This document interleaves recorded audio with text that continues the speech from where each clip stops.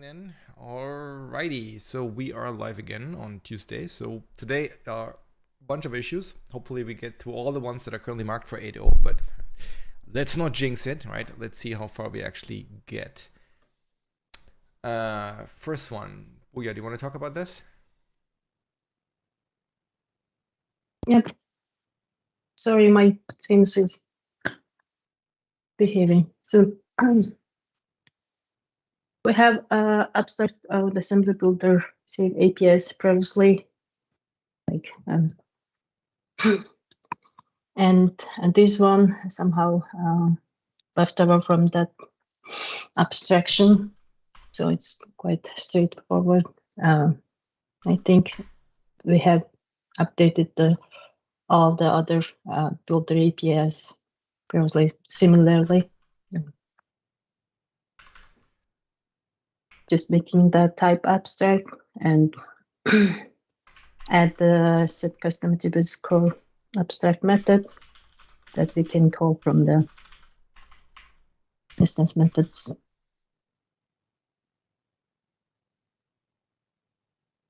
And this is just needed in order to make certain things more extensible for the persistence feature, or why do we need to make this inheritable? Yeah. So right now I couldn't access or create instance of this type because the constructor is internal. And even if I work around that and make the instance, then later I couldn't access the custom attributes information from that type because the custom attributes custom attribute builder is like just have constructs, no any information exposed from that type. So I need this one. I need this change for first creating the instance of this type in the new assembly builder implementation, and also to access the custom attributes builder information.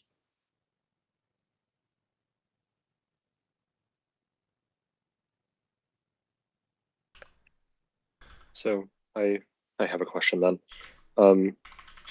So from the issue, it sounds like you need to be able to create these from outside core lib. So yeah, it would be protected instead of internal.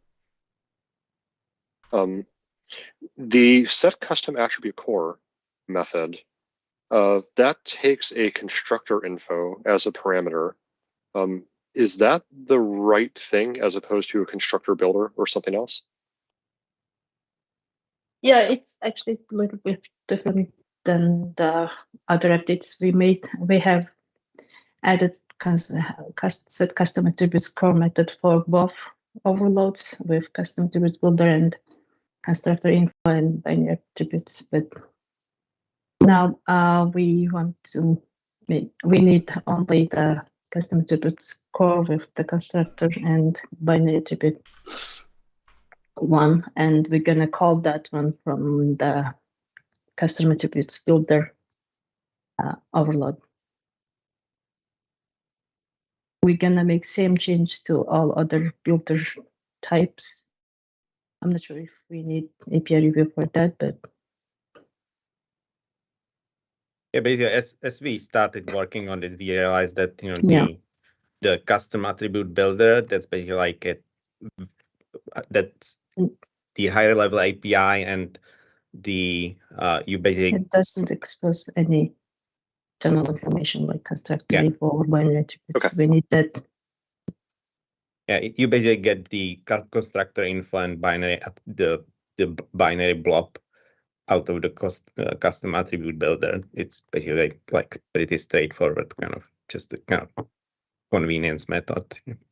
Okay, great. So it sounds like the abstract method that you're proposing will just work in both cases.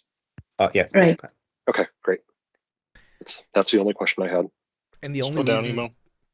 and the only reason this is different from .NET Framework is because on the core side, the implementation lives outside of core lib. Is that the way to think about it? Yes, that's right. We want to kind of push the implementation out of core lib, and in principle, it was discussed before. We could keep the surface same as in .NET Framework and hide this internal plumbing, but it would diverge the implementation with reference assemblies that we didn't like. So we made a choice to be like expose this kind of internal plumbing in the public surface to kind of keep things consistent. Right. Yeah, I don't have any problem with making it extensible. I was just wondering why the discrepancy from .NET Framework, but it's basically because in .NET Framework, everything lives in core lib, so it didn't have to be public, and now we want to move it out. So I think modeling it as a public API makes more sense than trying any unnatural gymnastics and reference assemblies. I assume. Are there any? Sorry. Are there any places we make a general assumption that this hasn't been extensible, like places we eschewed error checking or something like that in consumption of these APIs that we now need to handle, or?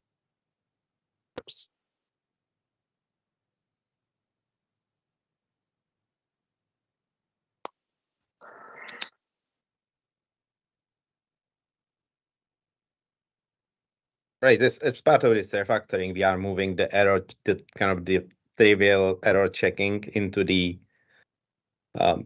existing method, and there is always the more advanced error checking that's not feasible to have in the non-abstract method. So the more advanced error checking that needs to go into the details of the model that will stay in the core method in the actual implementation.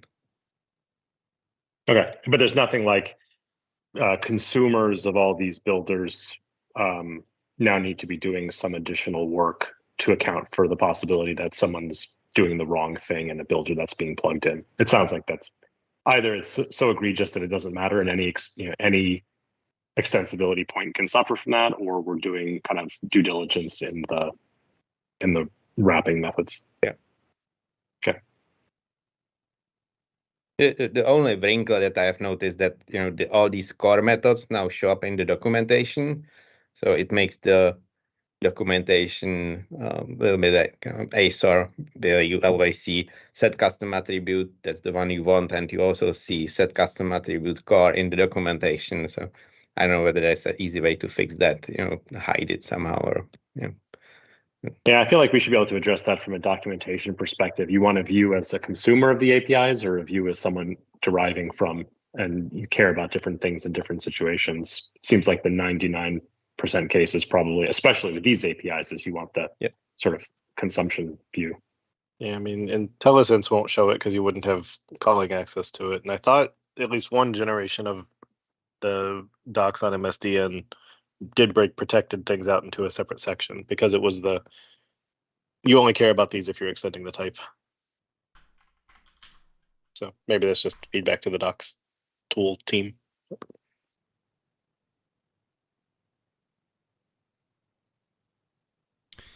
One question I have is, will we regret making the worker method array-based?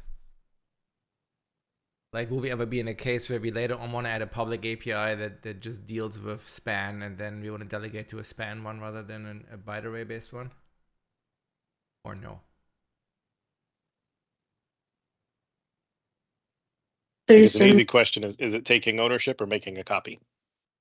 I would assume it would make a copy, right? Because you basically write that data somewhere, right?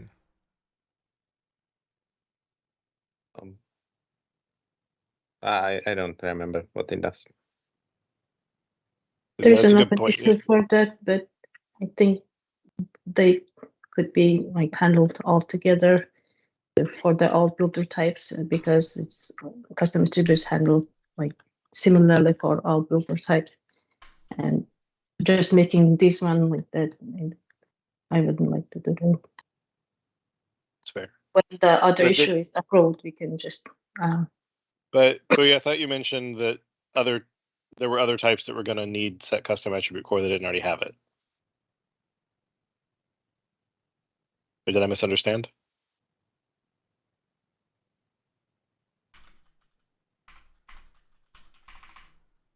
So right now, what's approved and what's checked in, both overloads have the abstract version, but we realized that the overload that takes the custom attribute builder doesn't really need one. So that's what we plan to be like, just not introduce that overload. Okay. Well, Sorry, I mean, was a bit. no worries. Yeah, I mean, taking Emo's logic further, we only get to write abstract once. And if all the types in RefEmit that take set or that have a set custom attribute core could take it as a read-only span of byte, I think we should change them all because we haven't shipped yet, and once we ship, we can't. So we don't need to change the public method, and we don't need to introduce a new public method for it yet. But the abstract one is I think key. That one we have to get right on the first go. Yeah, I agree. Yeah, just mentioned it in the notes, and we'll look into whether it makes sense. And do you want to open the other issue for that? I mean, I think it's fine to just leave a note in this one that says, instead of just taking and doing the core pattern by shape, we've realized it should be read-only span of byte, and that should apply to all the other builder types in this wave. So I'm confused now. You're saying we just add a comment? So change the core method they're adding to be Right. based on read-only span.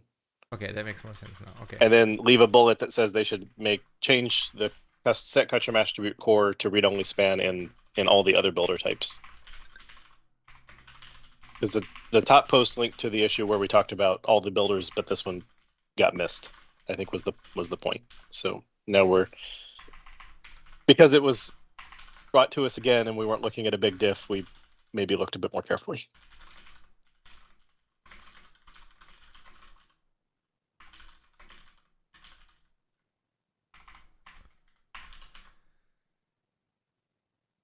Okay. We happy then?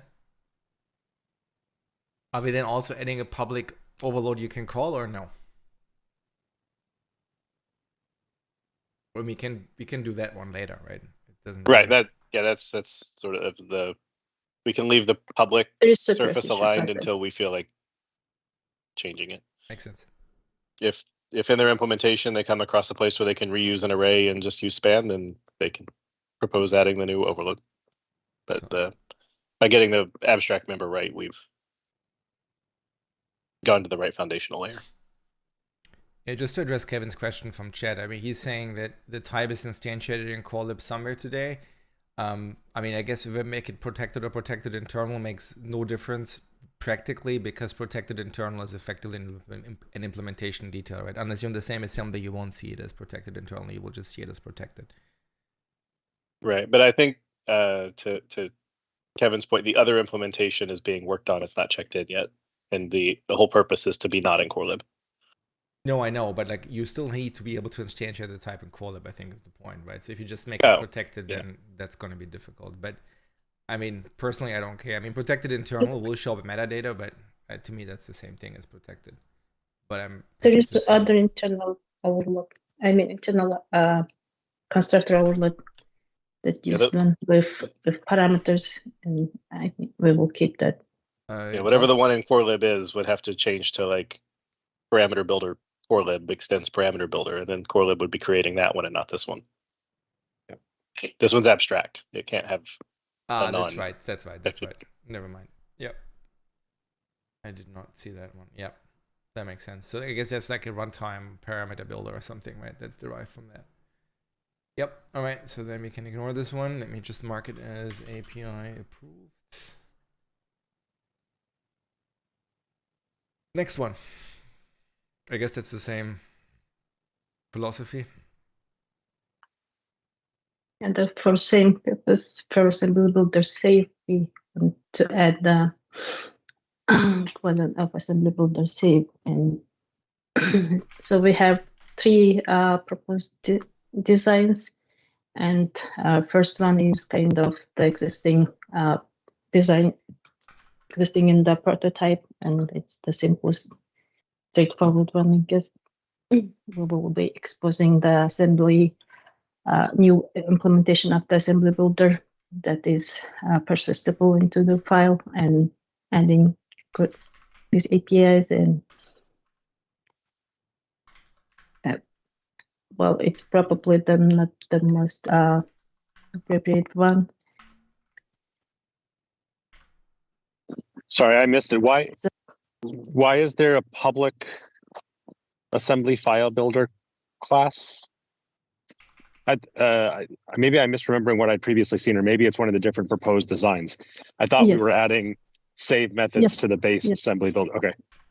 It's just, well, the last third design is the one we are aiming for now. This one is just showing like what we had before, like just to make understanding what we have. And the second design. So this is the one we're proposing then? The next one. Okay, so it's this, I see. So this is the actual one we're proposing? Yeah. Okay. Yeah. All right, then let's review this one. Okay, that makes sense. So this one will not need the expose the new type implementation. I mean, new type, and just add new factory method for getting instance of the persistable assembly builder, and adding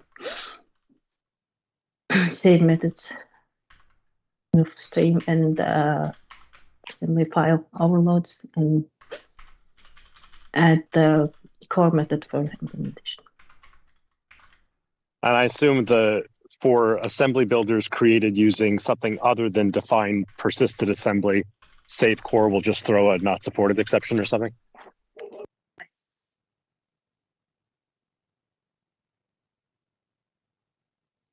If the persisted assembly stuff is supposed to be a different assembly and not in corelib, how can this method live on assembly builder? Reflection, baby. We're gonna use reflection for creating instance. But then wouldn't that require dynamic code? Yeah, that seems to be the thing, right? Yeah, reflection invoke doesn't require dynamic code, and when you do reflection using kind of constant strings, those constructs are treated as intrinsics by the trimmer, so it just works with trimming. So. Okay, so we have to do it in places like the crypto stack of calling into networking, which calls into the crypto stack, which calls into networking. Right. We even already do this from corelib today. There are a couple places in corelib where we call out to higher level assemblies via reflection. Okay, so when you do a assembly qualified type name and strong or in constant strings for the method name, the trimmer sees that as a strong reference and keeps it. Okay. And presumably we do this to basically be able to have the .NET Framework based APIs work, right?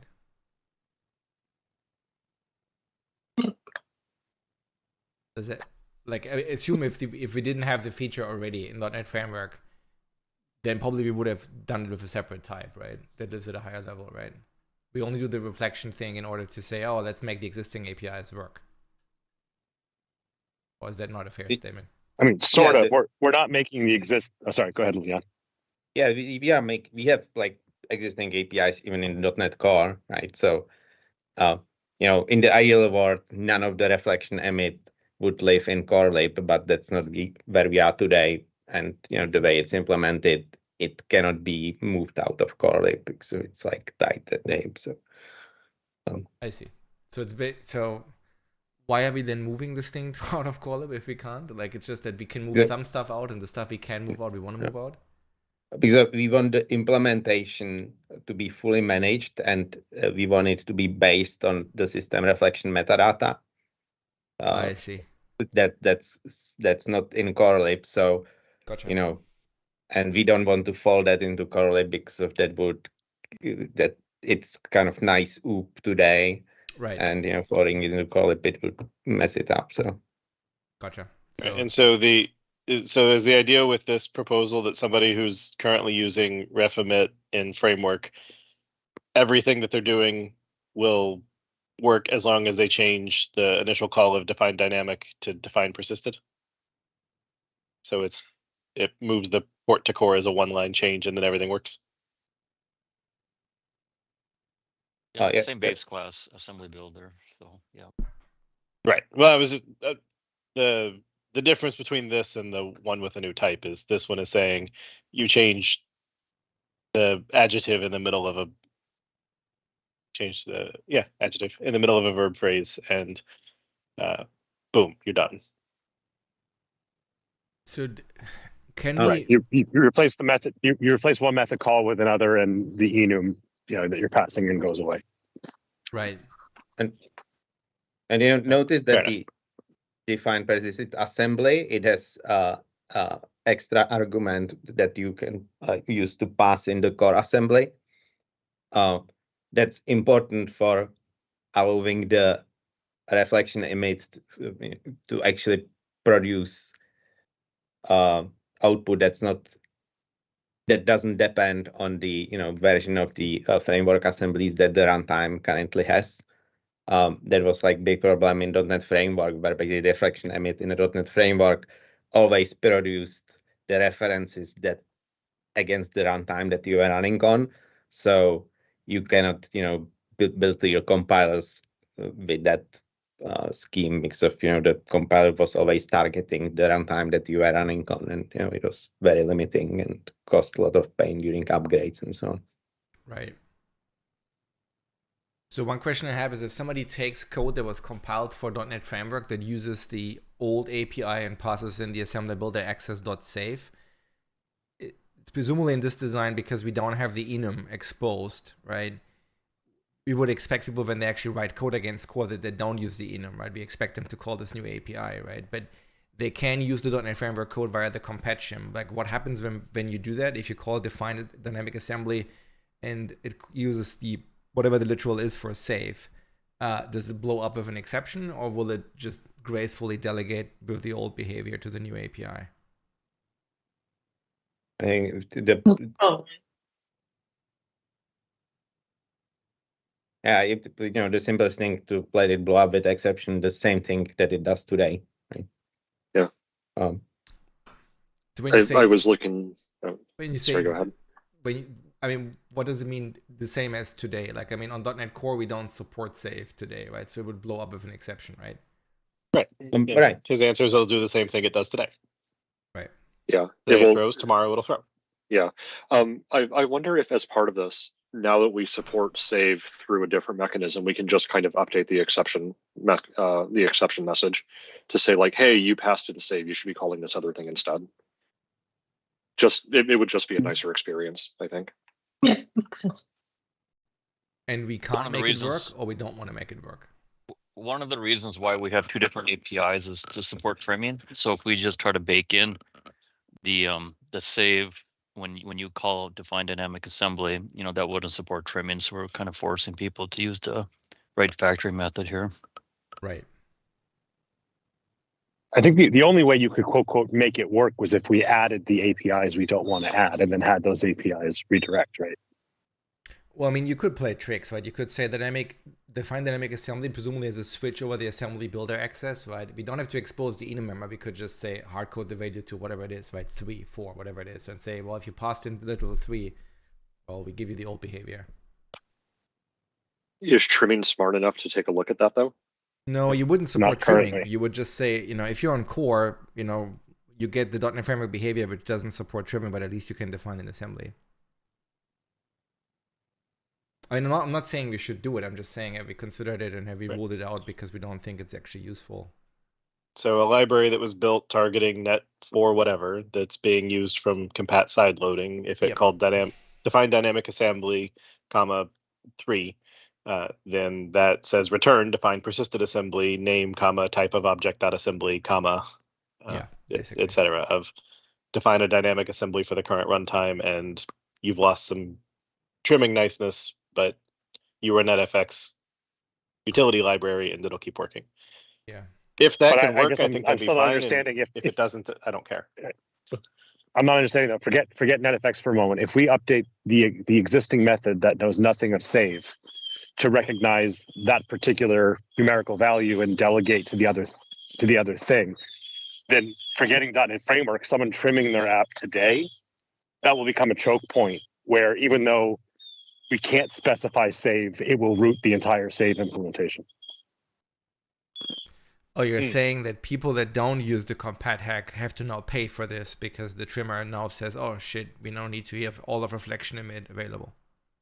Right. If you were using assembly builder.define whatever, you're not passing in the save option, but the trimmer currently isn't smart enough to track all values that are coming in and trim based on those values. Right. So it's you called define dynamic assembly, which has the current cost, but now if we link it with 2 or 3 or whatever the number is, then it will go into this. It will see the assembly qualified name loading of the forward assembly, and then it'll load that into the convex hull, including all of system reflection metadata. Yeah. Right. Fair enough. Presumably, if we wanted to make this work, we could define an app compat switch, right? Is that true or is that not true? Sure. You could have the linker basically say, unless you override this, I'm gonna kill all the stuff in this method. Yeah. So that means we could do it later if there's evidence to suggest that we could unblock more apps, but we don't have to do it proactively. Right. Yeah, that makes sense to me. I then, like, just to point out, the safe implementation today, it's like not used to do actually. It's typically not used for useful work. It's mostly used for diagnostics, right? Basically, people just want to see what they are kind of emitting at runtime and look at it using alDASM to troubleshoot a bug. So, as I said, the reflection emit today in .NET with the .NET Framework surface, it's not really usable as a tool for building compilers because the type coupling in the runtime. So I wouldn't worry about it. Yeah, I don't care about that. Like, I'm just saying, like, I mean, we know that a lot of people have used dynamic assemblies in .NET Framework, usually for perf, right?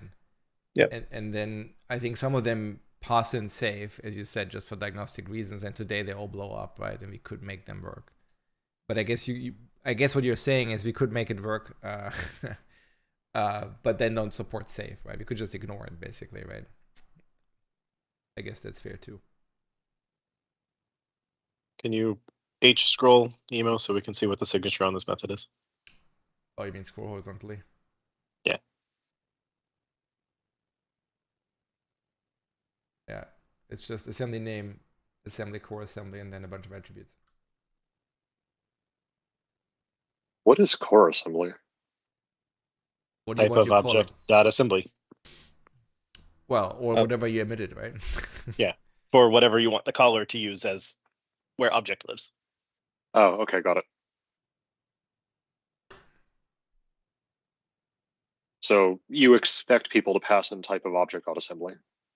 No, I mean, like, you can if that's what you want, right? But presumably you could pass in whatever assembly you have on disk, right? You could pass in. But if you're generating an assembly that you then intend on loading into your current process, assuming that's a thing that people would want to do, then you would pass in type of object dot assembly. Otherwise, you would pass in system runtime probably. Well, I mean, you don't have or to. net standard. Yeah, exactly. You could compile for net standard and load that pupper, right? So. Okay, got it. It just means you have to somehow get the reference assembly for that, which you can, right? There's ways to do that. then should that be assembly name instead of assembly, or am I overthinking this? Well, if you say assembly name, then how the heck does the implementation find the one that you want to use? Now you have to have some sort of probing context, right? Versus here, you literally can pass in the assembly builder that you have or whatever you got from assembly.load, right? Well, I thought that that you, because you were using like the ECMA 335 reader under the covers, like that it had a way to, given an assembly name, load all of the types and other shape inside of that file without actually loading it as a system.reflection.assembly. I mean, my naive understanding is if you wanted to build for .NET Standard, what you would do is you would create an assembly metadata load context, right? Get that thing from disk, then you get an instance of assembly. You can pass that to this API, and then you emit your stuff. You save it to disk, and then you say assembly.load whatever that thing is, or maybe you can even pass the instance directly to assembly.load, right? Or to or reflection APIs.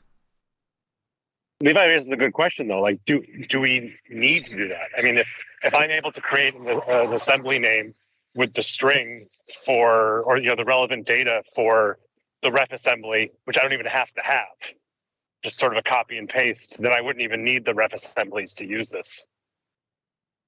Yeah, because I was thinking a scenario could be like I'm trying to compile for .NET Framework from within .NET Core. Like, can I even load MS Core Lib? I mean, you could with metadata load context, no? Yeah. Right, but isn't all that goes in the foreign ref table the assembly name? Yeah, but that's not how reflection works, right? Reflection doesn't have a different. But this isn't reflection. This is building. Right, but it's the same object model, right? There's no difference between a type reference and a type definition, right? So you have to resolve everything all the time, right? So or is there a scenario where I might want to build for a different architecture, and as a result, I can't actually load the assembly that is the core assembly? Like metadata load context doesn't care about architecture. Okay. So, and like it would be possible to change this to make this take assembly name, but it would make the implementation less efficient. So what the implementation needs to do in a number of places, it needs to see, because everything else in the object model is based on assembly. So we have assembly object, and you need to able to tell in a number of places in the implementation, is this the core assembly, right? So if we were passing the assembly name here, we would have to do that check, by asking that assembly, hey, give me your assembly name, or is it this one, right? And versus if we ask, if we just take the core assembly here, that check is like simple equals check, right? Basically, So it sounds like you're not really blocking any more complex scenarios by taking an assembly. That was my real concern. Okay, cool. No, thanks for humoring me there. I appreciate it. All right, so yeah, the comment at the bottom of that it's basically means save and run, but right now run doesn't work. Is that consistent with? I mean, clearly the answer is no, but like, are we happy with that, or do we need to take the assembly builder access now or later? I'm just trying to square right. If right now you have to say, I want to run this pipe, I want to save this, and we're saying the new thing is basically highest supported by platform. Of I want to run it and save it, but we don't support running right now. Is that why are we happy with that, given that the original feature design added the tell me that you want to run this? I'm not entirely sure what you're asking. Like my understanding is the current design, there's no more run, right? So basically, there's no more save, right? The only thing we expose is run and collect. I'm just reading the paragraph at the bottom of the proposal. It will only support save initially. Eventually, we will allow run without someone specifying it explicitly. And so if the current model of ref emit was you have to tell us your purposes, are we just saying that it should always be for all purposes, or what? Why meant all purpose? Sorry, go ahead, Booyah. Sorry, by my understanding, we're just making it for all purpose run and save. I think one of the questions that Jeremy had, if I'm understanding correctly, is We could support saving if all you specified was run, but we don't want to do it because it's expensive. Is it expensive to support running if you told us save? Is that kind of what you're hitting at, Jeremy? I'm hitting it. The define dynamic takes this permissions mask, and now we're saying the new one doesn't need a mask. So I'm asking why we think it's okay to get rid of that. I think the idea is because if you have this mask, then you're basically back to the original problem, which is you have a method that does a switch, and that would always root the emit portion, whether you use it or not. Right? But define persistent assembly, right? They can say define dynamic assembly still throws on save. Just because we define the enum member doesn't mean the method has to support it.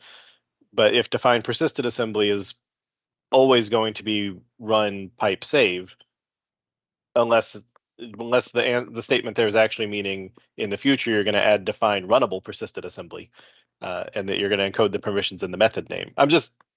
They're not quite apples and oranges, but they're also not quite apples and apples, and so I'm just asking why we're okay with getting rid of a permissions mask. So eventually, what we want is to have both the run mode and the save mode to be the fully managed implementation that's out of correlate. Right, we will get there, like in steps. First, we make the safe implementation out of correlate fully functional. It will be duplicated with the current implementation that's baked into the runtime that only supports run, right? But once we get to that will be phase 1. Phase 2 will be delete the run implementation in the runtime, and enhance the fully managed implementation to also have the run functionality. And in that world, supporting save when you have run is not expensive it's not that expensive anymore. Because it's actually the current runtime implementation. It sort of have all the logic for the save already. That special case for the debugger. Basically, debugger today can ask the runtime, "Hey, give me the snapshot of this reflection emit assembly," and the runtime kind of persisted, in some binary blob. That's not exactly PE file, but that's good enough for the debugger to do its thing. So in the place where we want to land, eventually supporting save for anything that's run is not expensive anymore. But the other way around, supporting a run for the persisted case, it's actually still expensive, or somewhat expensive, because of the runtime needs to have like special additional codes to basically deal with the dynamically emitted type and adding types at runtime and so on. Right. So is this current method going to also do runnable, or is when you add runnable, is it going to be a new static entry point? What method are you talking about? Well, so you're adding so it's the proposal says you're adding define persistent assembly without the builder access. Yeah. And that run will come in the future. So is run going to come as you can't opt out of it, or is run going to come as a defined runnable persistent assembly? No, the run will be the existing defined dynamic assembly method, and I expect that in the fullness of time we will allow save for assemblies that are created for the builders created using defined dynamic assembly. Okay, so in the future, when you support run from the new model, you will just replace what defined dynamic assembly does to be another forward into the OOB builder, and that will make runnable as so dynamic means runnable and persisted means non-runnable in your new world. Yep. Okay. So I'm slightly confused, but are you then in a world where the existing method will now always root with basically the emit API that we just moved out of Qualib, which you said you don't want to do. Yeah, but it's like, so what we don't want to do, like, think about it in two phases. In the phase one, we are adding separate implementation that does the non-runnable persistent state. So we have two implementations, one that's baked into the runtime, second one that's ooped, and that depends on system reflection metadata. What we don't want to do in the phase one is when somebody is using the runnable part to basically just also pin the persisted part, right? In phase two, the built-in runtime part will the built-in runtime implementation will go away, and so anything you will do will basically go to the OOP part or the OOP implementation. So there will be no duplication anymore, right? Right. Maybe it will be a little bit bigger, a little bit smaller, but we generally like managed implementations for many different reasons. So, and that'll be a runtime breaking change, though, right? Why would it be? Because if you built a library using ref emit, I guess it's so if somebody does roll forward, because if somebody builds using defined dynamic assembly, that's not contained, or the implementation will now be in a package that they won't have in their package graph. So we are not shipping this as a package. Oh, so it's not OOB, it's just a outer orbit assembly. Yeah. Okay. Out of core lib, yeah. Okay, I thought system reflection metadata and this you were saying were NuGet packages. But if it's just if it's still part of the shared framework or shared runtime or whatever we call it. System reflection metadata is NuGet package, but the reflection emit won't be. Okay, but that'll mean adding system reflection metadata into the shared framework, though. Well, it's that today already. Okay, so it like system text JSON. It's both OOB and not. Okay, we love those. Does that actually play well with reflection, where you can? I assume that within this code we would say type.getType some OOB package comma version 8. And if you have version 9 deployed with your application because you pulled in a higher version, that'll all just forward correctly, right? Yeah. Okay. Yeah. Same as with system text JSON or like today. Okay. So persisted. So defined persisted will just only mean save. And if you want run, that's defined dynamic.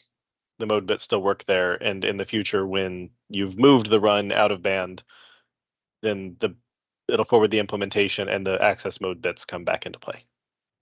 So, okay. I'm now satisfied with why the sentence at the bottom of the proposal makes sense. Thank you for humoring me. So then I think we haven't changed anything, right? We basically just signed off on the design as is, right?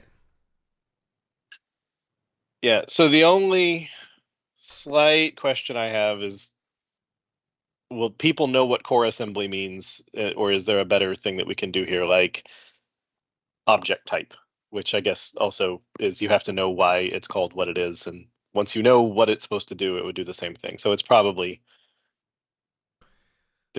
fine. Just I'm asking the question. We have used the same name in the surface of the metadata out context.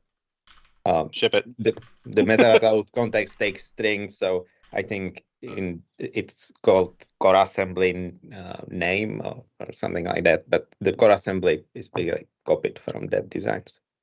Yeah, it's just a core assembly property on metadata load context. It's called core assembly. Okay, so the space already is exposing people to this concept, and all right, ship it. Okay, is there any comment or feedback, or do we want to think about the name, persistable or versus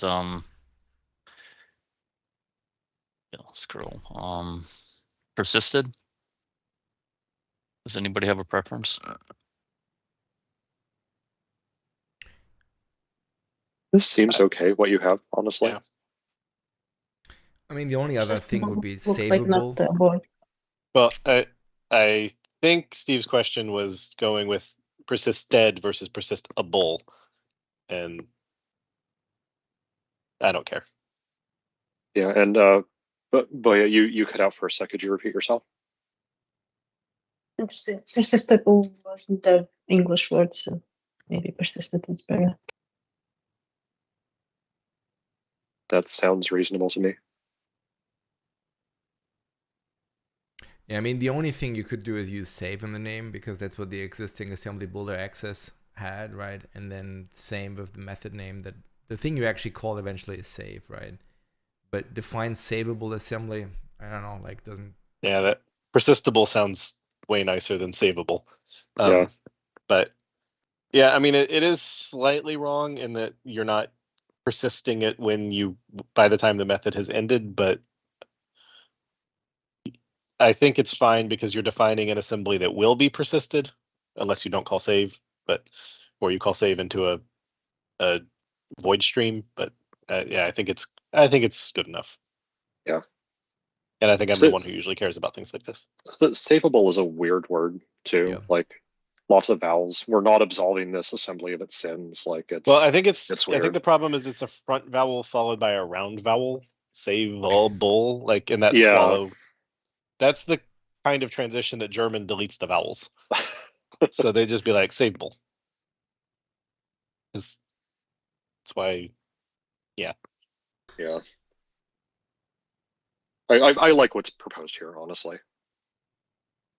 When you're an amateur language nerd, you learn stupid phonology references. All right.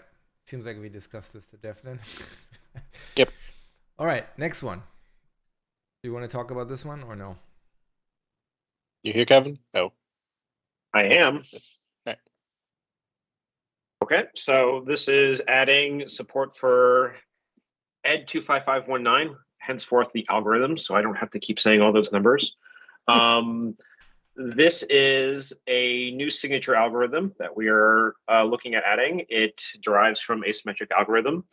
It is unlike RSA or EC-DSA or DSA or anything like that, so it derives directly from there. It's very much kind of inspired from the existing asymmetric algorithm types that we have, including like all of the naming for exporting, signing, those kinds of things. It follows our factory pattern there of it's an abstract class and we have a static create that just is the expected thing to be used for most people, and it will just return and do the right thing depending on what OS and platform you're on.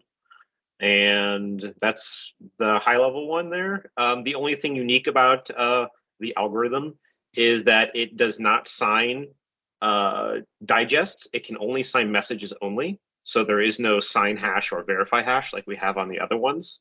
There's only sign message, which we call sign data, and verify data.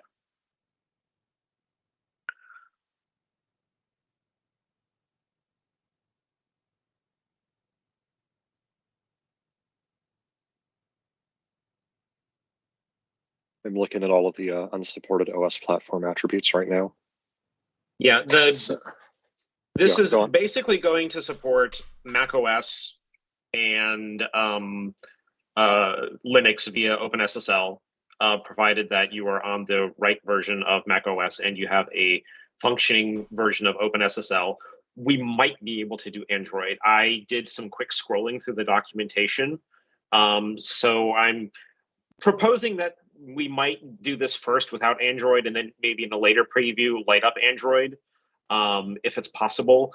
It definitely would require us to do some light up of the functionality because of how far back we support our Android OS.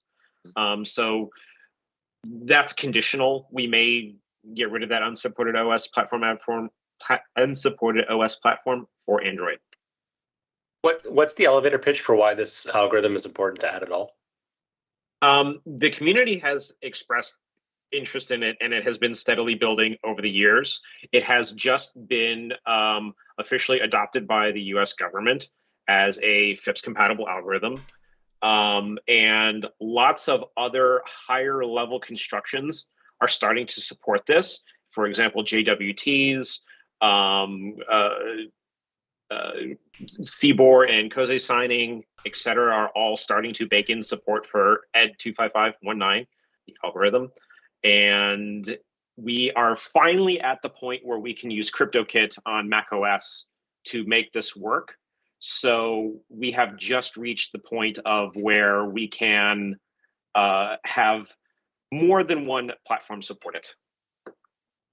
So oh, sorry, go ahead, Emo. Yeah, so I guess the question is like, what is the scenario? Is it like a server scenario? Is it a client scenario? Because you basically kill like half the client operating systems here. So I assume it's mostly a server scenario then? A good example might be a server that wants to accept a JWT, for example. And as far as a client scenario goes, we do support Mac OS, but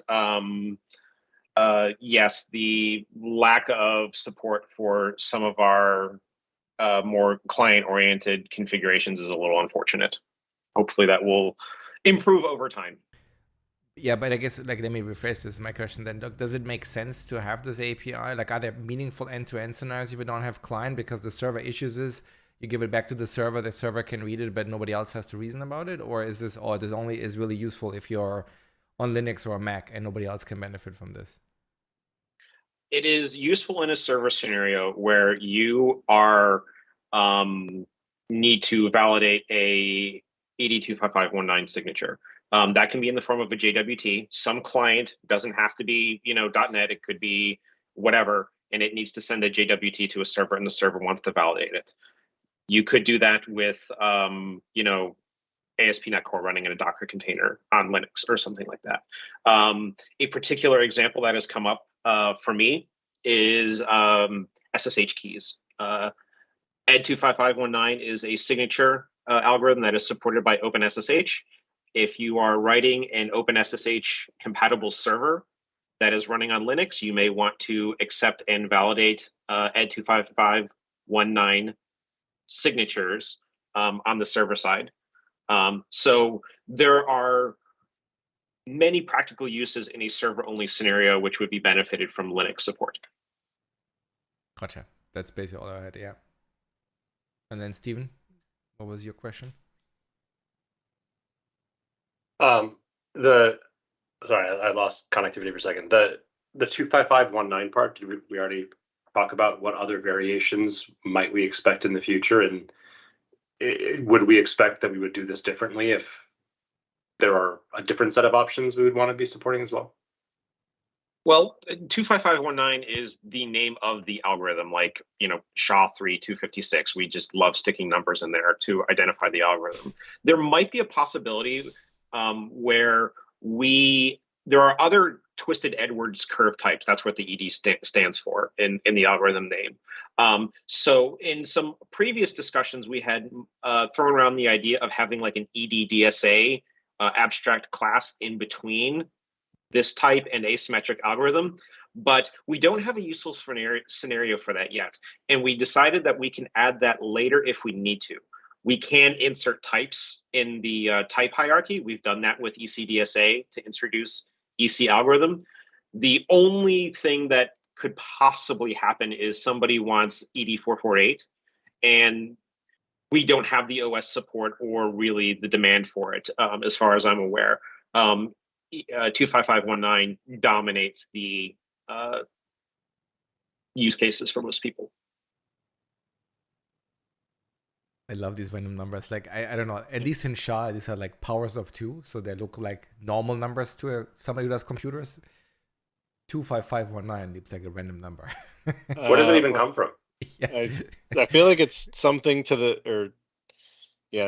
think it's actually 255 to the 19th or something like that. Geez. And then you just take the exponent out of it. It's 2 to the 255th power minus 19. Oh yeah. Obviously. 2 to the 255 Yeah, of course. minus 19. There's a caret and a minus in there somewhere. Yeah.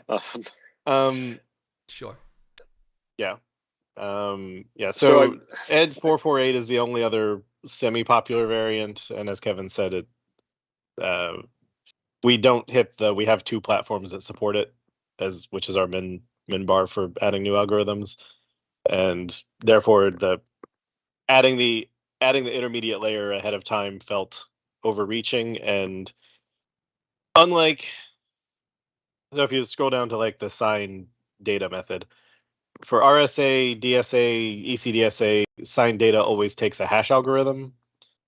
Here, the Edwards algorithm does require a hash algorithm choice, but once you say you're ed 25519, that means it has made a choice for you. And so, and ed 448 makes a different choice for you there. And so it's not in the signature, it's part of the algorithm. And while they're part of the same algorithm family, really ed 25519 and ed 448 are different. These algorithms are very opinionated. 25519 is always going to use SHA-2 512. 448 is always going to use something Keswick related. I can't remember it off the top of my head, but yes, there's a lot of options and inputs into this that our other algorithms don't typically have, like the hash algorithm, the key sizes, etc. It supports one key size. It supports exactly one hash algorithm. It's basically bytes in, signature out, or bytes in plus, signature. Is it good? Yes or no? Then you have keys. So what I'm hearing is that at 25519 would never be abstract like SHA. It would, like, this is basically a leaf. The only thing we might do is add an abstraction later if there's another algorithm we want to share some shape somewhere, but right now we won't do that. There's types deriving from this, which I think Kevin decided he wanted to add a type deriving from this as public, namely that one. And then there are adding a new base class below it. And so right now there will be so this is the OpenSSL. I have a handle to an OpenSSL key that happens to be this algorithm, and I'd like to use it. We don't have handle support for Mac at all. It hasn't come up, and so we haven't defined it. And so when some certain over my dead body conditions get satisfied in Windows and the algorithm gets added in Windows, then ed 25519 CNG would get added, taking the CNG key, which is the Windows version of the EVPP key handle. Yeah, we use derived types as implementation specific. Yeah, I was about to say, like, that to me is almost like a different access, right? That's basically saying, like, what do you use to do the algorithm versus this is an actual algorithm that has enough information in the name, basically, right? Versus SHA doesn't say anything, right? It's just, well, which size do you want, right? Right. So then that makes sense. What I don't quite understand is that you just said macOS doesn't support handles, but you're saying you support it here. Yeah, well, we support the algorithm, but what we're basically saying is when for example in this OpenSSL one, you can give us a safe handle which comes from somewhere. Some folks might use that when they're trying to talk to a different OpenSSL provider. For macOS, we are saying you can use ed 25519, but you don't get to give us a handle or an implementation or anything like that. We just call the macOS ed 25519 APIs, and that's what it is. So as an example here, like you might have your key inside of an HSM, right, for OpenSSL, and you would have a couple of weeks ago. A couple of weeks ago, we had the proposal for opening named keys in OpenSSL. So that would be if you opened a named key that was an ed 25519 key, then you would pass the handle into this. And I think Mac OS is not listed in unsupported OS platform here because we still have a legacy binding of if you can get a key handle from OpenSSL on Mac, we'll use it because we still have the library because we haven't. I started a conversation with Lee about what it would take to get rid of the OpenSSL support at all on Mac, and then we were busy with .NET 5, and then I never went back to pursuing tactics signing off on cutting support for the OpenSSL hooks on Mac. Yeah, so just for reference, and you know, I'll say this also so that it can be recorded on video too. There are scenarios in cryptography where you don't want the application to have raw access to the real key material. Like you don't want the application ever to have the private key material, because if the application can have it, anyone who breaks into the application can also have it. So Windows, OpenSSL, and a bunch of other platforms have concepts of opaque handles where the application has a handle to the key, but the application can never actually get the raw key material. So you can never call something like import private key. Like that API would just be off limits to you. So I'll yield the floor right now. Right. So the thing we don't have on Mac OS is we don't have like ed 25519 Mac OS or Common Crypto or CryptoKit or any name that you feel like putting as a suffix, where if you've p-invoked and gotten the handle yourself, you can instantiate the type. We do support the notion of the key lives somewhere else if you've loaded it through the certificate store, because then the OS tells us here's the handle to the key and we know how to plumb that through our internal plumbing. So it's just we lack the user scenario of supporting p-invoke interop. If you go back up to the very top of the proposal, there is a static create method. That is really the main entry point in which people are going to use this API. That is how all of our asymmetric algorithms are used. On Mac OS, we're going to return an internal implementation of this that, you know, is opaque and the caller doesn't really know. All it knows is that it can act and do something like, you know, ed 25519. In actual implementation detail, we're going to have some internal class called like ed 25519 CryptoKit or ed 25519 Mac OS or whatever, and it will be returned from there for Mac OS. The OpenSSL public classes specifically when you want to do OpenSSL-y things. Yeah, I don't have any opinions on this. All I'm saying is that what you said and what I see on screen didn't align, and that's why I was confused. Right. Because you said like we don't support Mac. I'm like, well, but because it's we don't. We don't support. We don't have public types that take key handles from Common Crypto or CryptoKit. The OpenSSL types leave Mac OS as a supported OS platform if you've done the work of putting OpenSSL on your Mac machine and you've done p-invokes and you've gotten these handles, right. Then you can pass it in. It's all left over from .NET Core 1. We used OpenSSL as our crypto support on Mac.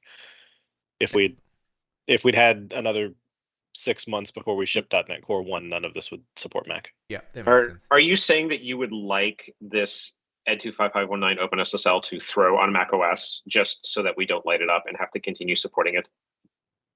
I don't care personally. Like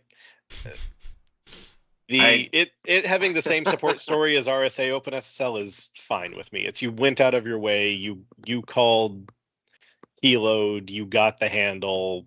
I'm fine plumbing it in because we don't have to do any extra work. That's basically where my caring is. But I think that .NET, we need to get to the point where we stop supporting the OpenSSL bridge at all on Mac OS. Right. And I guess think it's worth doing piecemeal, except where we get to save work. Like, right. Because this will just call through the same shim that we use on Linux. So there's no net new work that we'd have to do for Mac. Right. To be clear though, like here's a constructor that you can just call, right? You're not forced to somehow manufacture a handler. You can just call the OpenSSL constructor with no arguments, right? Right, but then that would do the same thing that new RSA OpenSSL does on Mac. It's if we can find OpenSSL, we'll use it. And if we can't, you get an exception that says we couldn't find OpenSSL on your system. So basically the macOS story it's like, you know, as well as OpenSSL is supported on Mac, which I think is fine. I mean, that's kind of what the API tells you here. We don't warn you. It's just, you know, right. It might or might not. Yes. Work.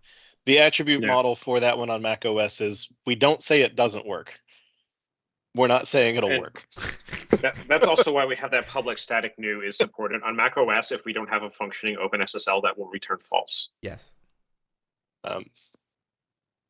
Yeah. So that's a downside of the API design that we have here, but that's fine.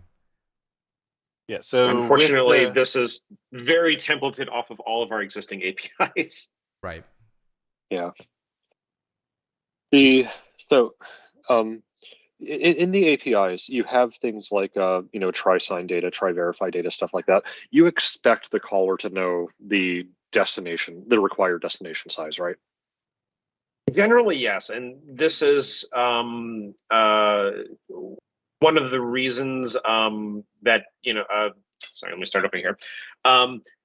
Unlike ECDSA and RSA, ED 25519 always produces a 64-byte signature every single time. Whereas with the other two, they might be wrapped in dir goo, so you don't know exactly how many bytes it's going to produce, and it only has one key size, so it's always 64 bytes. In general, yes, I would expect everyone to always have an idea of what their signature size is going to be. If it's less than 64 bytes, then we're just going to return false or throw, depending on what you're calling there. But yes, the expectation is we will know upfront what the signature size is. And that's So why this- the abstract is the non-try version. The try is just there Correct. for composition. If you're building a try method, you can call the try sign without checking how many bytes you have left in your buffer. Oh, yeah. So why would the abstract method return an int? Because it just blows up Hey. and you get it wrong. Because when we talked about it before, Yeah. we were like, technically it could be void, but this feels really wrong. Okay. Yeah, but we it was always really just a don't forget to implement this sign to the implementer. Okay.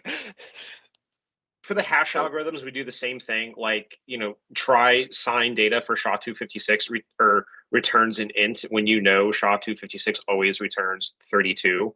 So you can reasonably discard it, but we always return ints and don't do voids. The reason why the int returning one is the abstract one is because the try is going to, like the try sign data, that method will actually just look at destination and say, is it less than 64, then return false. If yes, then call sign data core and return 64.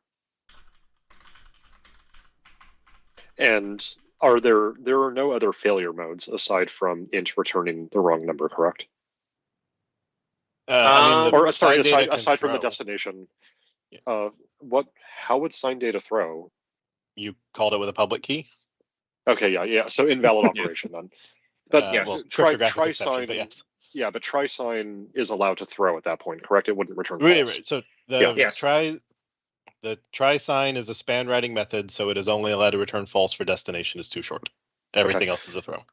The other question I have then is on your OpenSSL constructor. You take as a constructor parameter the key handle. Does that imply that the import private key and import public key should actually be factories rather than instance methods on an existing object? We could do it that way, but again, templating off of how we've done everything, our constructors and are always kind of basically no ops, and we can import into existing instances. My preference. If you weren't constrained by the existing abstract class, what would you prefer?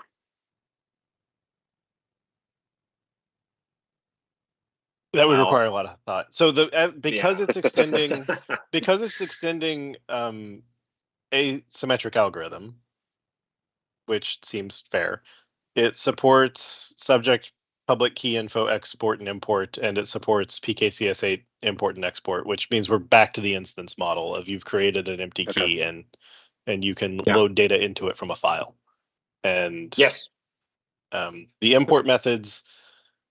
The import method, so if you say new ed 25519 OpenSSL, give it a key handle and then call import, it releases the key handle and creates a new one that's ephemeral based on the key you gave it. So that's just what our import methods do off of asymmetric algorithm. That's what Jeremy said. The base class kind of requires us to have instance methods. Yeah, if we were building the stack from nothing, we would probably want to do it all differently. Okay. And Boya asked in chat about the shape of the is supported property. Right. So platform assertion stuff. Yeah, I was gonna say presumably both of those we want the positive assertions that go with the unsupporteds that mirror them. So this is the thing, I guess a good discussion, and so Kevin and I talked about this before. So ed 25519 is an abstract class. And someone could write ed 25519 software if they're insane. And they could, and then it would work on other systems. It would automatically inherit the static is supported, which is going to be reflecting the truth of the platform create. But the opinion that I expressed is that we can decorate the create and say that this create and its decorations and the is supported and its decorations are paired. And if you have a derived type, then the derived type may have different logic and a different support matrix and what have you. Yes, but I think what you're saying though is that a derived type would also have its own factory method. It would have its own shadowing factory. It would also have its own shadowing is supported that reflects the truth of its create factory method.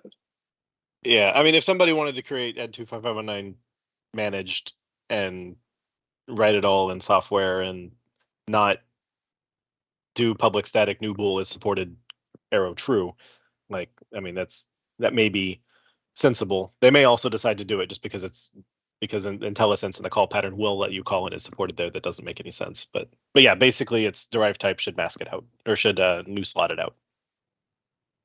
So it sounds like what we're saying that the is supported should have all the OS platform guards match exactly whatever create has.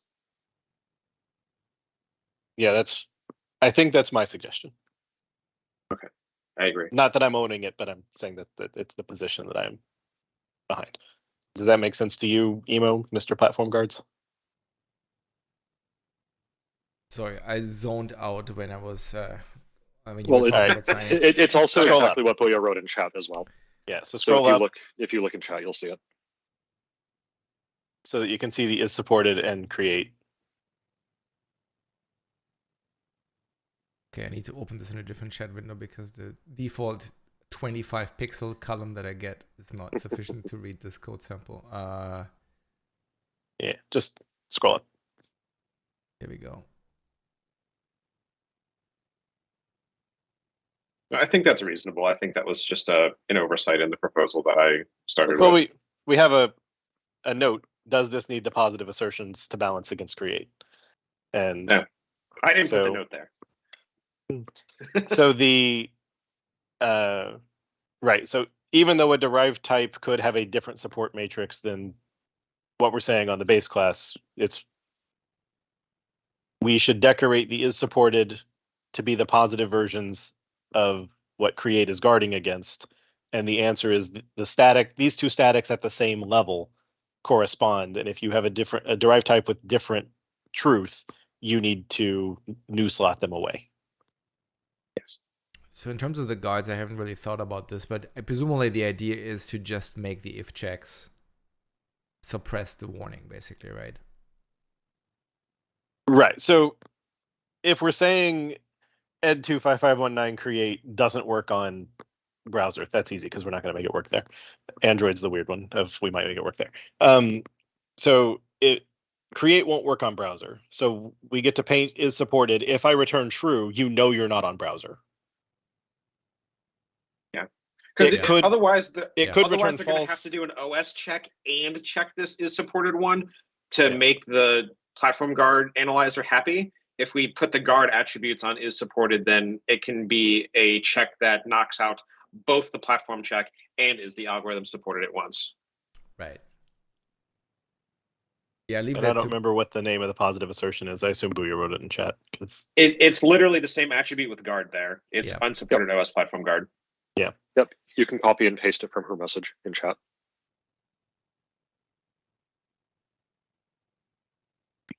I wouldn't have to sit down, but intuitively, I think you want, like, if the underlying API is an allow list, you want this to be an allow list. If the underlying API is a deny list, I think you want this to be a deny list as well. Otherwise, I don't think it will compose the way you want.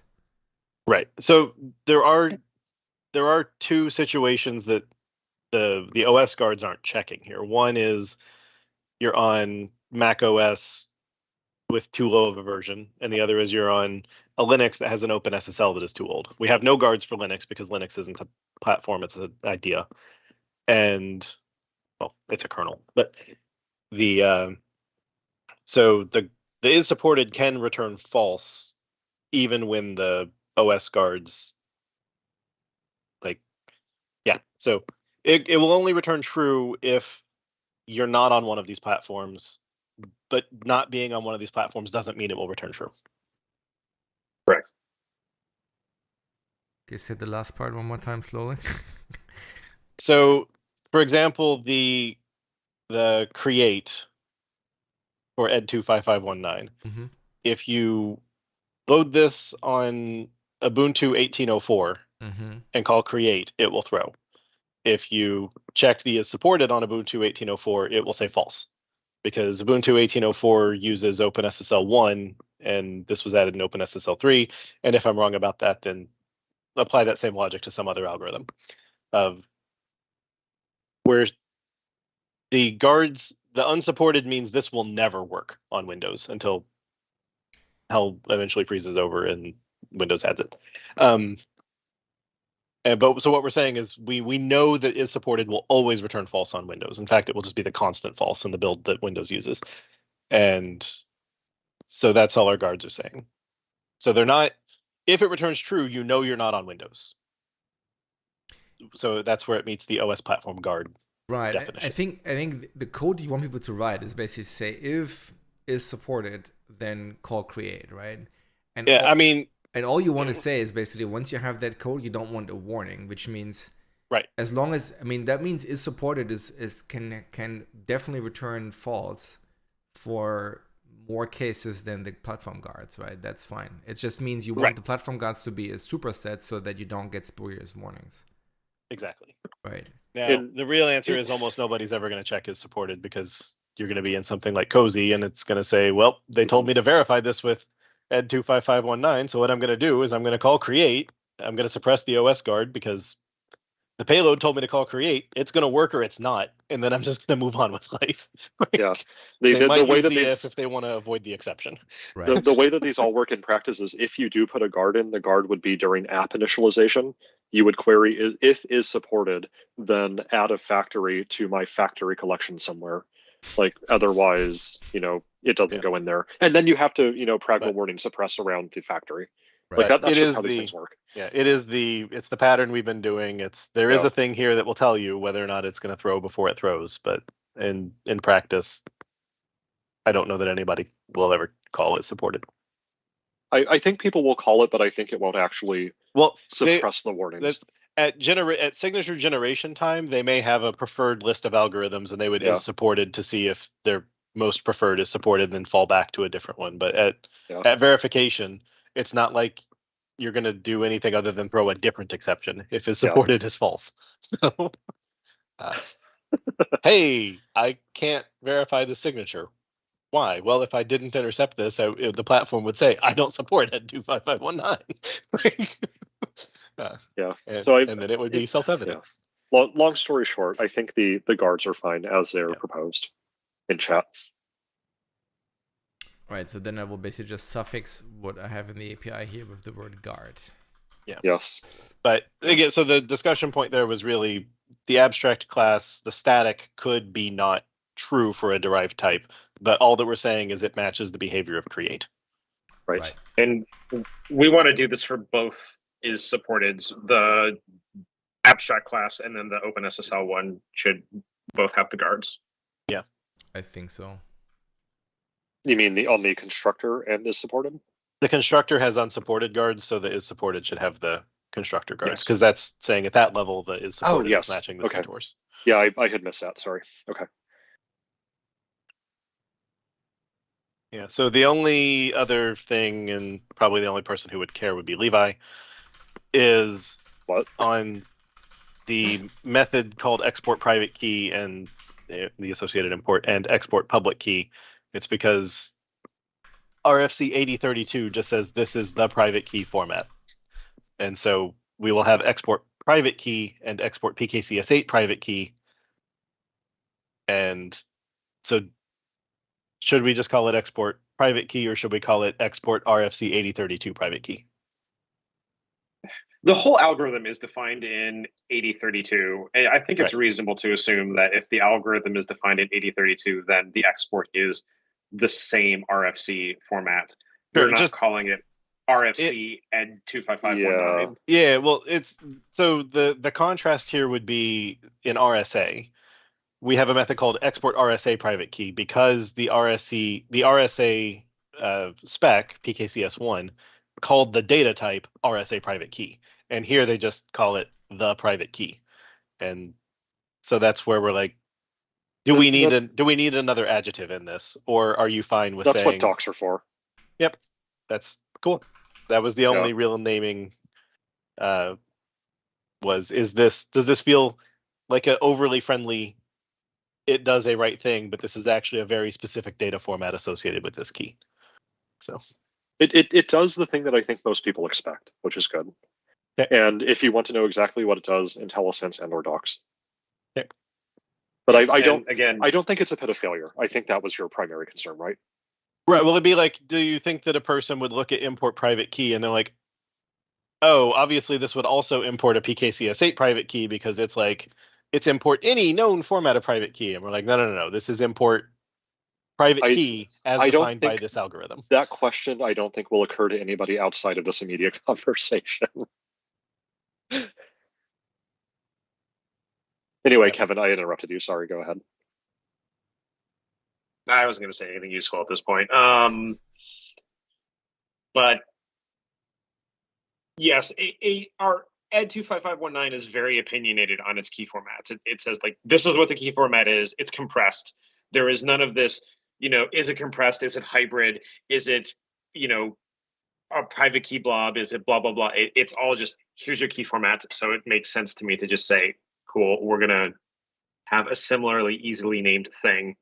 And if you have a PKCS8 blob, you probably know that you need to call the right overload or right method. Yeah, like it's really just the, given that it would be sitting next to export, the export private key is going to be sitting next to export PKCS8 private key. Does that lack of adjective differentiation feel confusing to anyone? And nobody's saying yes, but also nobody's listening. So ship it. Ship it. And then there's all the X509 stuff at the bottom of the proposal. Which is just giving it parity with the other algorithms. In particular, giving it parity with EC-Diffie-Hellman, which is the most recent one we linked. So it's still framework put all these in extension types because of red bits, green bits. And in core, when we added the newest one, we said that was silly. We don't need to maintain that layer. Yeah. Yep. So then, are we then okay with the API as proposed, or anything else that we need to look at? Are there OOB concerns with adding these APIs to X509 certificate 2 as opposed to an extension class?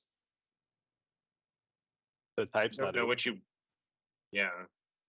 The type's just going in system security cryptography or system security cryptography. We've already done this exact same API shape for EC-Diffie-Hellman. Yeah. Okay. No, I'm just trying to make sure we're not like closing off something that we intended to do. Okay, yeah, we're good. If for some unknown reason we had to backport this to Net Standard 2.0, we'd have to introduce an extension type. But given that Net Standard 2.0 really means you want it to work on framework, and framework only works on Windows, and Windows does not support this algorithm, that seems unlikely to. No, that's fair. That's fair. Ever. So. All right. So then, I mean, in general, I would say we don't do API design with oobing in mind, right? We generally do whatever we think is the right design, and then when we want to oob something, then we might have some weirdness coming in there, right? But that's and like I will be frank. I think I will bet $5 we don't oob any of this in ever. Because the only organization that would drive oob is probably us, Microsoft, and 25519 isn't coming to Windows in ever. To be a little, maybe exaggerate a little bit, with some air quotes around there, but so I don't think out of box is a concern for this. That's fine. It'll just be someone else's problem if it ever occurs. I mean, we know exactly what we would do for it. We would take the RSA certificate extensions model, we would clone it for ed 25519. The extension method would have lower priority in core, so it would never get called, but it would be a bridging type, and it's exactly the reason that it was. I mean, in framework we had it because literally red bits, green bits. It's the CNG types were in system core, and X509 was in MS Core Lib, and we couldn't add references to system core because in framework we're not allowed to do the evil tricks we just talked about with assembly builder. Right. So, but I like that Kevin is so confident that he is betting the insane amount of $5 on it. Yeah. One day we should have like a glossary that we use on stream and define like red bits, green bits at some point, if we ever want to lose our audience. So Imo, if you ever think we're getting too popular, then we can go into all of that sordid history. I pretend I didn't hear that. Sounds good. All right, so yeah, I mean, I'm sure we've already put everybody to sleep. So yeah, it's well, crypto. that's what happened exactly. Yeah, everyone who cares about it is currently on this call. I mean, I'm sleep reviewing at this point, so we're good. All right, so then Kevin is happy. We is Tanner still here? Is happy as I'm ever going to be. I guess that's true. Yeah. So Tanner, I think Tanner's having like ISP work done today. Who? We can skip this one if nobody wants to represent it. I mean, presumably it's just take from hex string and add the try. Yeah, I'm just checking something real fast because there was an open question about whether it would actually match exactly the behavior or whether they wanted to lock it down further. I mean, I was about to say we don't have any try methods on convert. They all just throw, but that's not true. We have the base 64 ones have try versions of it. So I guess that's because they're newer ones. So I believe we could do the same thing for the hex one. I feel like when we were adding from hex string, which I think was a Steve Tobe proposal, I feel like I asked, do we need a try? And, the answer from the group was like, meh. But clearly somebody has asked for it since. I mean, there's nothing wrong with it, right? I mean, it's just the pattern we have. So it seems like a reasonable thing. Yeah, the only question I would actually have at this point is do we want the try version or do we want the operation status version? I don't think we put operation status APIs on convert. We tend to put them on other types. And I'm pretty sure we actually already have an operation status based conversion. Maybe that's only for base 64 though. Fair enough. But yeah, so I think it's sensible and consistent with other things to add the try from hex string, assuming that the from hex string called it string S because all the other froms called it string S. Yeah. Instead of calling it span of bytes, it should be called destination. I wonder why we don't have a try to hex string proposal. Like, would we just approve it at the same time? We could. I mean, that one's just the length thing, which again, I think it's nice to have the tries for composition, just so when you're in the middle of a try that's like glue a bunch of pieces together, you don't yourself have to do all the math. You can just be like, well, try adding this one, try adding this one, try adding this. Hey, this one failed, return false. Yeah. So, optionally clearing your buffer before you do so. And so I have no problem with doing try two. I think it got left off of because it's just is destination.length greater than or equal to 2 times source.length. Well, we have a try to base 64 string, right? Yeah, we have try to base 64 chars. Yeah, but I think that one is, if it takes the new line option, then the math gets squirrely. Which it does. And the math, I guess the math is squirrely anyway, because you have a it's not like a 2-to-1 ratio, it's like a 4-to-3 ratio or something. Yeah, but that's still input length plus 3 quantity divided by 4 quantity times 3. And then hope that people get all of the overflow logic correct. Yeah, well, because that's the answer if you don't have new lines involved. Once new lines are involved, now you need to do more like, oh, now count the new lines. Yeah. I would vote for both just for symmetry. Sure. But it's a very weak preference. Sorry, I was zoned out. What is the second one? There Try would be to. try to. So try what? Just for symmetry. We have try from hex string, or we're adding try from hex string. Base 64 has try from and try to. And so this would be try to. Is the other one. Adding a try for both string to hex and hex to string. Oh. Or sorry, I bytes understand now. to hex and hex to bytes. I see. So it's not just the naming difference, it's a difference in direction. Okay, that makes sense. Yeah. Right. Gotcha. On the proposed one, the second parameter should be renamed destination. The bytes one? Yeah. Unless convert has done weird things and we think it's worth preserving that pattern, but our span writing thing is this destination span should be called destination.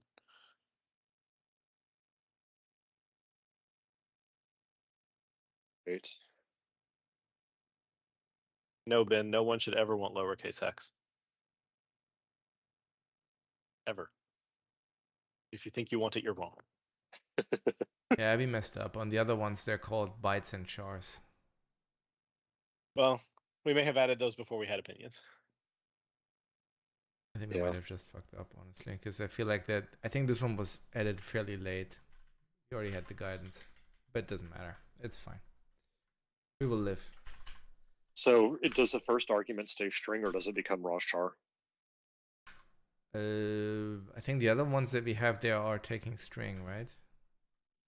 The from hex string, we actually have 2 overloads of from hex string, one which takes a string and one which takes raw char. Jesus Christ. Okay. And they're both called from hex string. Yep. Which is it's using the other interpretation. It's a string of characters as opposed to a system.string. For base 64, we did try from base 64 chars and try from base 64 string. I don't know why we did that. I don't know either. That, like, did we review this API? Or did we just Well, like, but I think our in? yeah. Well, because base 64 has had a from chars from like net 1.0.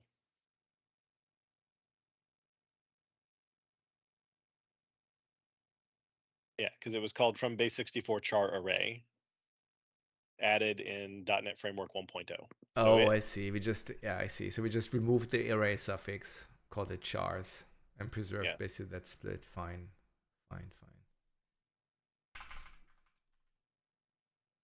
And interestingly, that one from chars only has the try. It doesn't have the non-try. So the hex one basically already has just overloads, right? So I guess we should preserve that here. So that would make it 4. Unless there's no 2.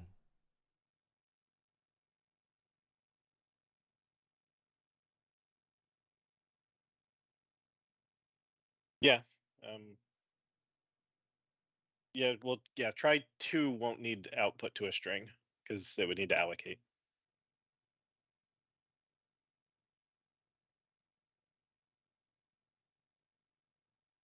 Yeah, the 2 one is Levi, also... your lips are moving, but your mic or your mute light is lit. Okay, yes. So 3 methods total, 2 try froms. 1 takes a string, 1 takes a raw char. 1 try to, which takes a ROS byte.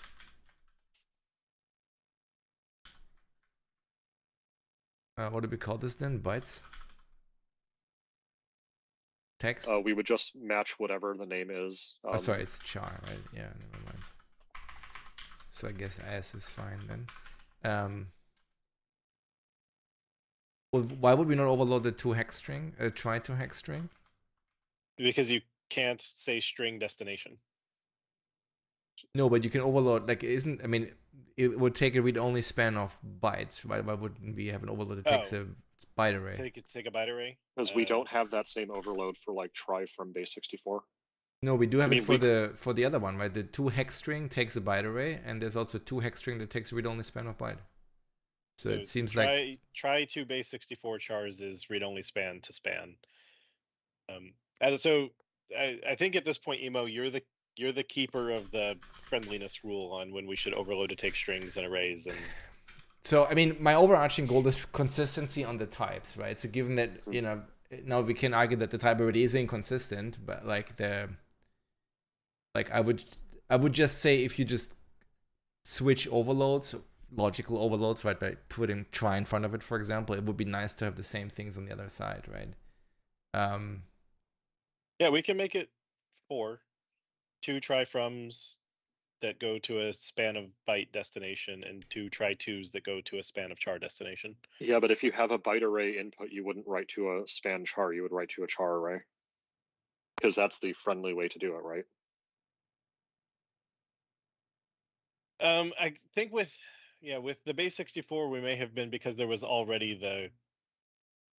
the char array version. Oh, I think it doesn't have a try. Gotcha. I think I think I'm on the same page. So I think I think Levi's point makes complete sense. Like if these overloads take spans as a destination, it makes 0 sense to overload only the first argument, right?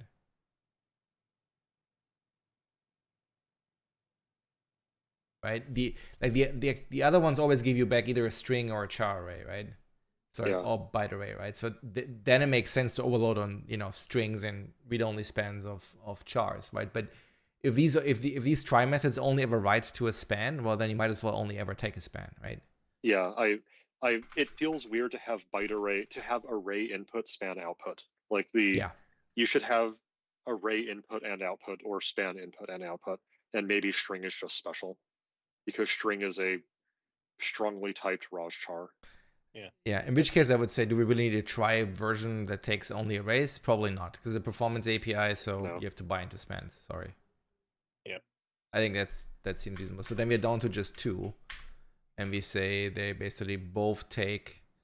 Well, you don't want to do the try from hex string that takes a string. You only want to do try from hex string that takes Raj char. Yeah, I mean, if you're okay passing in a span byte array, a span byte as a destination, then yeah, you should be able to convert from a string to a. Fair enough. The only real benefit it would give you today is that we do a null check on the input string. Otherwise, a null string will implicitly convert to an empty Raj char. Oh yeah. So the null rejection, if you have a system.string. I would probably add the other try from overload just for consistency. So what is the? I don't. Which one is that? About it. It takes a string in addition to a Raj char as input. So basically, that's the try from hex string, right? Yes, the one that's originally proposed.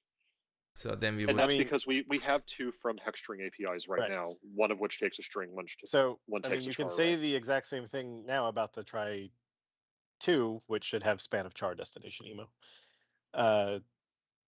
The try 2 overloading it for byte array gives back that same null rejection. Excuse me. So yeah. Try 2 hex string destination should be chars and should have out int chars written. Yep. And yeah. And instead of the first parameter being s, it should be source, because we're no longer trying to look like. In fact, we could just rename all the string s's here to string source, or sorry, to all the s's could all be source, and that's still consistent with all of our patterns. Sure, like it's not locally consistent within convert, but it sounds like you're saying it doesn't matter. So like this then? Did I get the combinations right? That looks correct to me. Yeah. So and remind me, like for the byte array one, there is no implicit conversion for now. Isn't that the same problem as right? strings? So that's you're right. So that's where it's would we want to add it for the null rejection on the it's in your face API?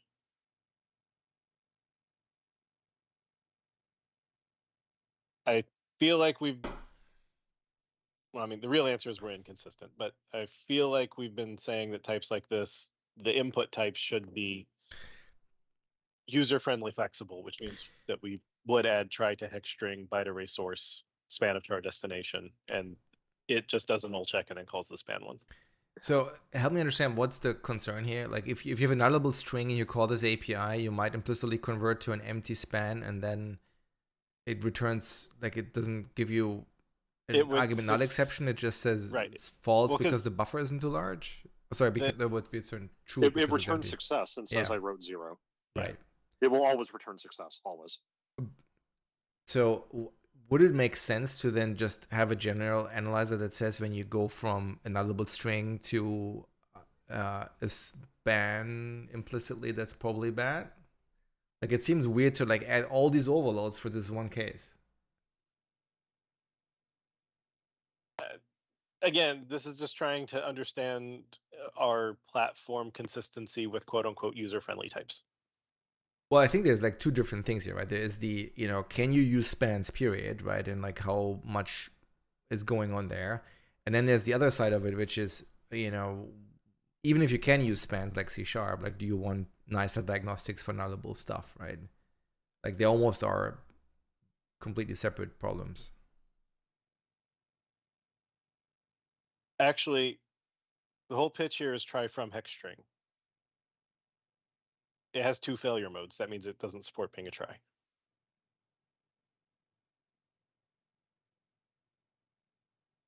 Our guidance, someone wants try from hex string. They want it to return false if source is not a hex string, but our answer for try methods that are writing to a span is the only reason you're allowed to return false is destination is too small.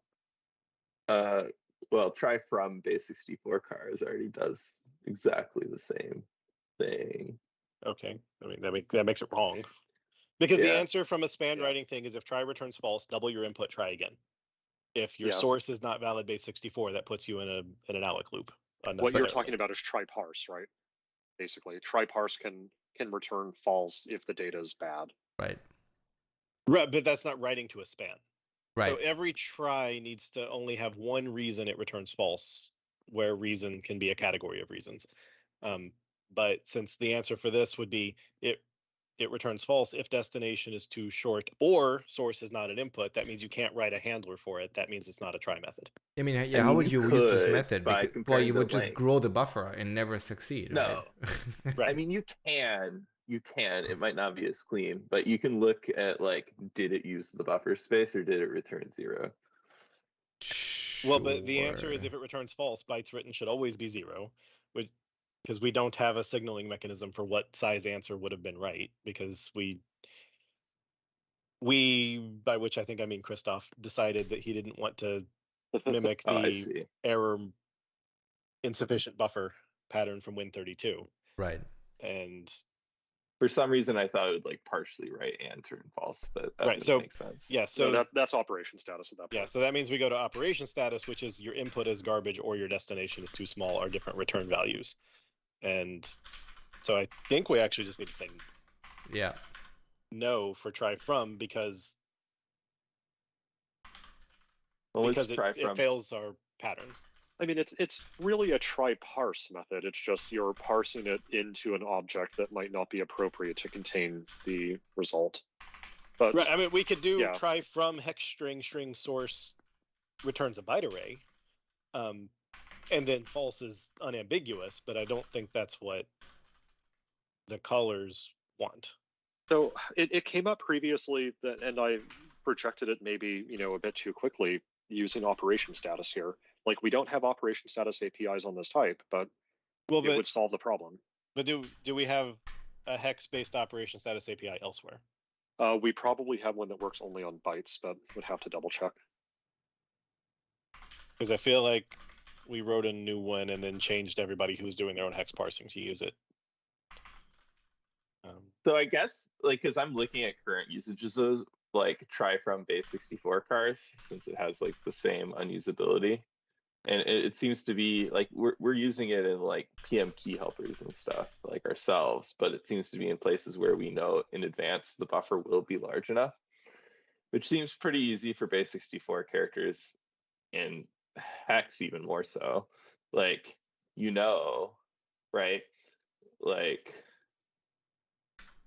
within like a good approximation, you might have to do some like logarithms, but you get the point. I mean, like, this one can violate the rule and it can return false for bad input and throw for destination too small, but it's not allowed to return false for both of them. We make what should we do to try from base 64 cars? It's already shipped, so whatever it does is right. Yeah. But I also feel like, I think in this case, can't you predict the size based on the input string? Isn't that like a well-formed thing? That's what I'm saying. Yeah, it's the log. So that's why presumably this one probably just returns false only when the string isn't valid, and otherwise it's like it's your problem because you didn't size the buffer correctly. And I think in this case here, like, how the heck would you do that without parsing it, right? Like, well, I guess for X it's static like ratio. Yeah. To answer the other question that came up, there's system buffers text where we put a base 64 operation status based API, but it only supports ASCII. It's bytes in, bytes out. It's not between bytes and chars, which is, I think, what most people actually expect. Most people, I would very strongly believe that most people expect bytes to chars and back.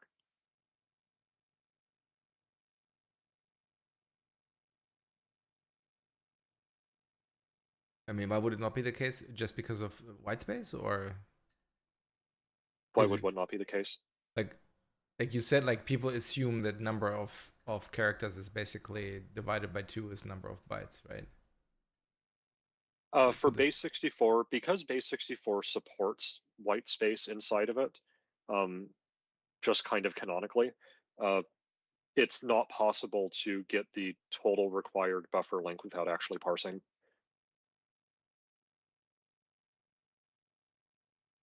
So then what does our API do then? Do we know? Does it literally we support white space? I think try from base 64 chars throws if destination's too small, because it never seems to check the length and it just calls slice. So I think it asks for a buffer bigger than it supports and throws. So we can say that's locally consistent on the type, even though it violates the general guidance for span writing methods. Yeah, because you can't easily predict the size up front, right? You would have to basically call the API, catch it, resize, and then, which is kind of not in the spirit of the API. In try from base 64 chars, which is what I'm looking at right now. Yeah. You can always say, if you do length times 3 divided by 4, it will always fit in that space. It may use less than that, but it will never exceed that. The 2 base 64 is you can do heuristic math. Like, you can figure out the answer ahead of time. It's just annoying and hard. Yeah, I think what Ben said, right? Like, you can always create a buffer that is bigger and then slice yourself. Right. Like, for a broken API, a lot of people are using try from base 64 cars, and you could do similar math, right? From hex string. Right. So and again, so the real answer for a try method is, well, for any try method group on the same type, is the tries.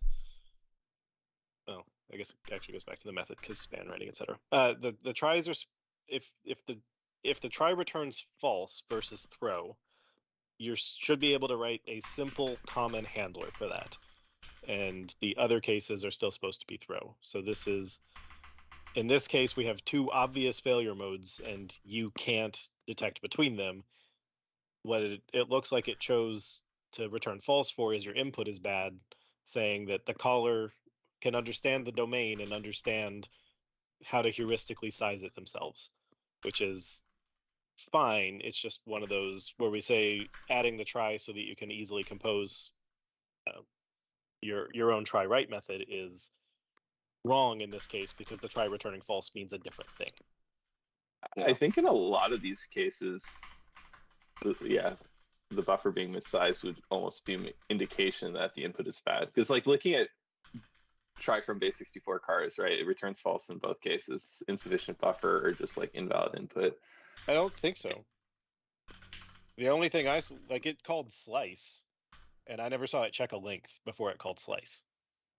For which API? Try from base64 cars, chars, whatever.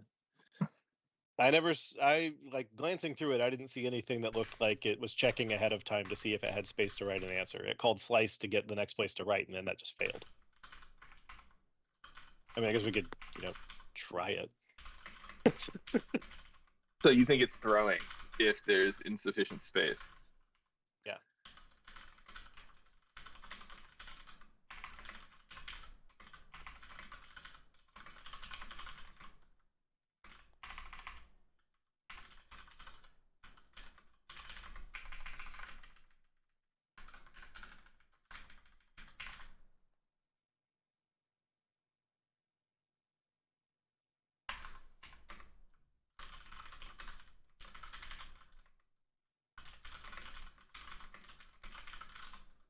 Now we're all looking at the code. See, like, in my point, like, is like I was wondering if I was code means this was designed poorly, by the way. Yeah, no, but like I'm assuming not. Like, and I was almost going to suggest throwing in the insufficient space, even if the base64 one did not, just because like invalid inputs could still lead to throwing, right? Like if they ended up being like too large or whatever, and some people might very well just want to handle it the same way. And it seems like there are a lot of use cases for try from base64 cars, even though it doesn't tell you the failure mode. Again, assuming it doesn't throw. All right, since I don't have dev tools on this machine, according to SharpLab, calling try from base64 with a too short destination returns false. So it's returning false for two reasons, which it shouldn't have done. Yeah, what it's doing under the covers is it's returning the index of the first thing it didn't know how to parse, and then it's up to that outermost loop to figure out what went wrong and then return false. So yeah. So we are saying the existing one is not actually throwing for destination too small? It returns false for input is garbage or destination is too small, which means that the caller doesn't actually know how to recover. Yeah. Right, but it's not slicing with a too large index. It's slicing with like the first index that it can consume. Like so it's not going to get like an index out of range exception internally. Like no exceptions will be thrown internally, as far as I can tell. But Jeremy's right. Like you don't know how to recover from the error unless you, as a caller, passed a destination buffer that you know was appropriately sized, because only at that point can you eliminate one of the two errors. Yeah. But a lot of serious code uses try from base64 cars despite that. So yeah, and that means it's a bit of failure. Is it though? Because like I'm looking at those usages and I'm not necessarily seeing anything that needs to be fixed. Because to your point, like they generally know for valid inputs at least the buffer is going to be large enough. Yeah, they have a domain specific knowledge that their inputs are expected to be within a certain length. Right, but in that case, the method throwing would have been correct for them because they've already correctly sized their buffer. Maybe, unless invalid inputs could possibly overrun it, in which case they'd want to reject it anyway. But yeah. Well, I think, Jeremy, the argument you were making is like, what's the failure mode? If your input is expected to be within a certain range and the input is not in terms of length, that's what I mean by range. Like, what do you do to recover? Do you keep going? Do you just throw an exception yourself? And I think, Jeremy, what you were arguing is just let the API throw an exception because clearly something went wrong. And if you need to handle the distinction, then we should have an operation status API for it. Right. Like I would question the exception because like looking at all the code at a glance, it's not clear to me that they never overrun the buffer. It's just that they clearly never overrun the buffer on valid inputs, right? Like they clearly have this else case, which is for invalid inputs that they want. And like if those invalid inputs could also overrun the buffer, I don't know. But like I could see why you'd want to collapse that. Because every single caller I'm looking at, if try from base64 fails, their false case is throw a different exception. Which is like, why didn't you just call the non-throwy one and get the built-in exception of your data's bad? But I mean, unless there's a lot of reasons. we may not have done the span writing one that didn't have a try. Exactly. I think that's the primary reason, right? You would only care about being able to not allocate as much. Right. So yes, I think the problem is we added these early in the wave of having span, and we didn't have rules yet. And I don't know why the implementation of the try. I mean, I guess I can say, because there's the naive interpretation of try, which is doesn't throw, but the correct interpretation of try is doesn't throw for the most common reason. Yeah. I will say, from like a convenience perspective, I could see throwing being like really annoying. Like the status thing, like sure, I don't think it's that as helpful as you make it out to be, but sure, like sometimes you want to know the difference. But I was looking at the usage, especially for base64, and I feel like X is simpler to size up the destination. Like just like, yeah, no, like if it doesn't successfully encode the thing into the buffer I give it the first time, it's broken, and that's all I care. But right, but if you're saying the call is trivial, or the length check is trivial, and people will already know how to do it and will already be passing a valid size buffer, then you don't care if there's a throw, which means we can do the throw. Unless, yeah, I mean, sure, but it might take an extra step where someone's looking at the input. They know a valid input will fit in the buffer, right? That's a key adjective, valid, right? Like they might, this is for validation, right? That's what the try is for. They might want to do it all in one step. They're like, it's either invalid because it has bad characters, or it's invalid because it's too large. But if it's fine, it's gonna like fit here. Yeah, because if we had an operation status based API, like I would probably write my own rule returning wrapper around it, to be perfectly honest. Right, but in the guidance in framework design guidelines, it's when you make the try around an operation status and it's a span writing method, you return false from destination too short and you throw from all other errors. Yeah. But I guess I can kind of see the argument about like, I want to have my own error handling that's not, the built-in exception. But honestly, I would be perfectly fine just catching the built-in exception and then wrapping it and rethrowing it. But so Stefan's situation of I have a fixed size buffer and it needs to fit, and if you're longer than this, then you're invalid, and if you're invalid, you're invalid. Like that's one interpretation, and the other one is I'm composing a try write method and I need to write some hex here, and the current data is longer than I thought. Let's signal all the way back to the caller, your destination's not big enough, and try again. And what's really happening is there's some malformed data living in the middle of the pipe. You keep growing until you like this was a pit of failure. Yeah, I mean, operation tries are supposed to be one reason. Is like the most flexible thing, clearly. But yeah, I think people will be annoyed if it throws for the buffer being too small, even though like I see the argument that in a lot of cases, like you can write preconditions. It's just like more work. I mean, you kind of want if you want performant code, you kind of want to have a good estimate for the size, right? So I think naively, what would you do? Well, you just effectively look at the length and then divide it by whatever the number ends up being for your thing, and then you would never get into this case where it throws because your buffer is too small, right? Right. Try to hex string. You can easily, if you're doing if we say it's throwing on destinations too small, you can easily have done the precondition check in your own composed try write and be like, oh, actually, we aren't going to have space for this. Do the cascade return false. And if you're doing your own buffer, you know the answer. It's going to write source.length times 2. Because that's the only thing this is going to do. We don't have add white space options. We don't have add hyphens. Like it's just going to write source.length times 2. And you can do that yourself. And if you give it too short, actually, that's probably 2 hex string only has 1 failure, destination too small. Inputs are always valid bytes. Yes. So every byte is valid. Try 2 only returns false if destination.length is small. The try from is, especially if the hex string thing is ignoring white space, which I think it is, then now you have like, well, you thought it was going to only be 16 bytes, but it didn't fit.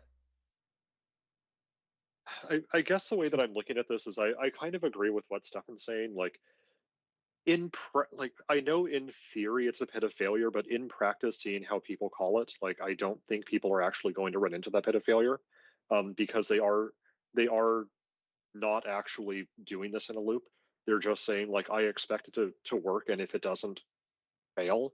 That said, like there is some nicety to having it locally consistent with what's already on there. You know, try from base64 string. And if we really want an operation status one, like we have the system text buffers namespace or whatever it is, where we already did the base64 stuff. Like we could throw a hex converter operation status API in there. Right. I think to me, like if what Stefan is saying is correct, right? People don't write a loop. That means they would already have to guess the size, or at least overestimate the size, right? Yeah. So in which case storing is fine too, right? Like how would they be annoyed by that? Right. Because they clearly don't run into they this case. could be. It's a nuanced case, right? Like I agree that looking at most of the usage examples, like there are preconditions, and it simply is just not going to hit the buffer too small case, and fine. I do think that people will be surprised if we have this work differently than try from base64 string, or that just the try method throws in general for something so common, simple. Maybe not common if you have the preconditions, but like looking at the YouTube chat, there seems to be that. I still understand I think if you do overrun the buffer, sorry, just last thing, like something went wrong. It's probably because the input's invalid. Because I do think the writing the loop case in this case is like, why? I don't see that happening. This is entirely, you're composing a message. You're a complicated type, and you have your own try write method. It's not called try write, but this is called the try write pattern. You're in a try write method. You need to write down some hex. You have the input buffer that you're writing stuff down into, and you say, we're gonna write this, or we're gonna turn this hex into bytes when we're writing it into our destination. Oh, it returned false. Right. So in that what case, you're gonna say is, I'm a try write. Every other try write you're calling, if it returned false, meant destination was too small. So now you say return false. Your doc say returns false if destination is too small. So the caller doubles their memory and tries again.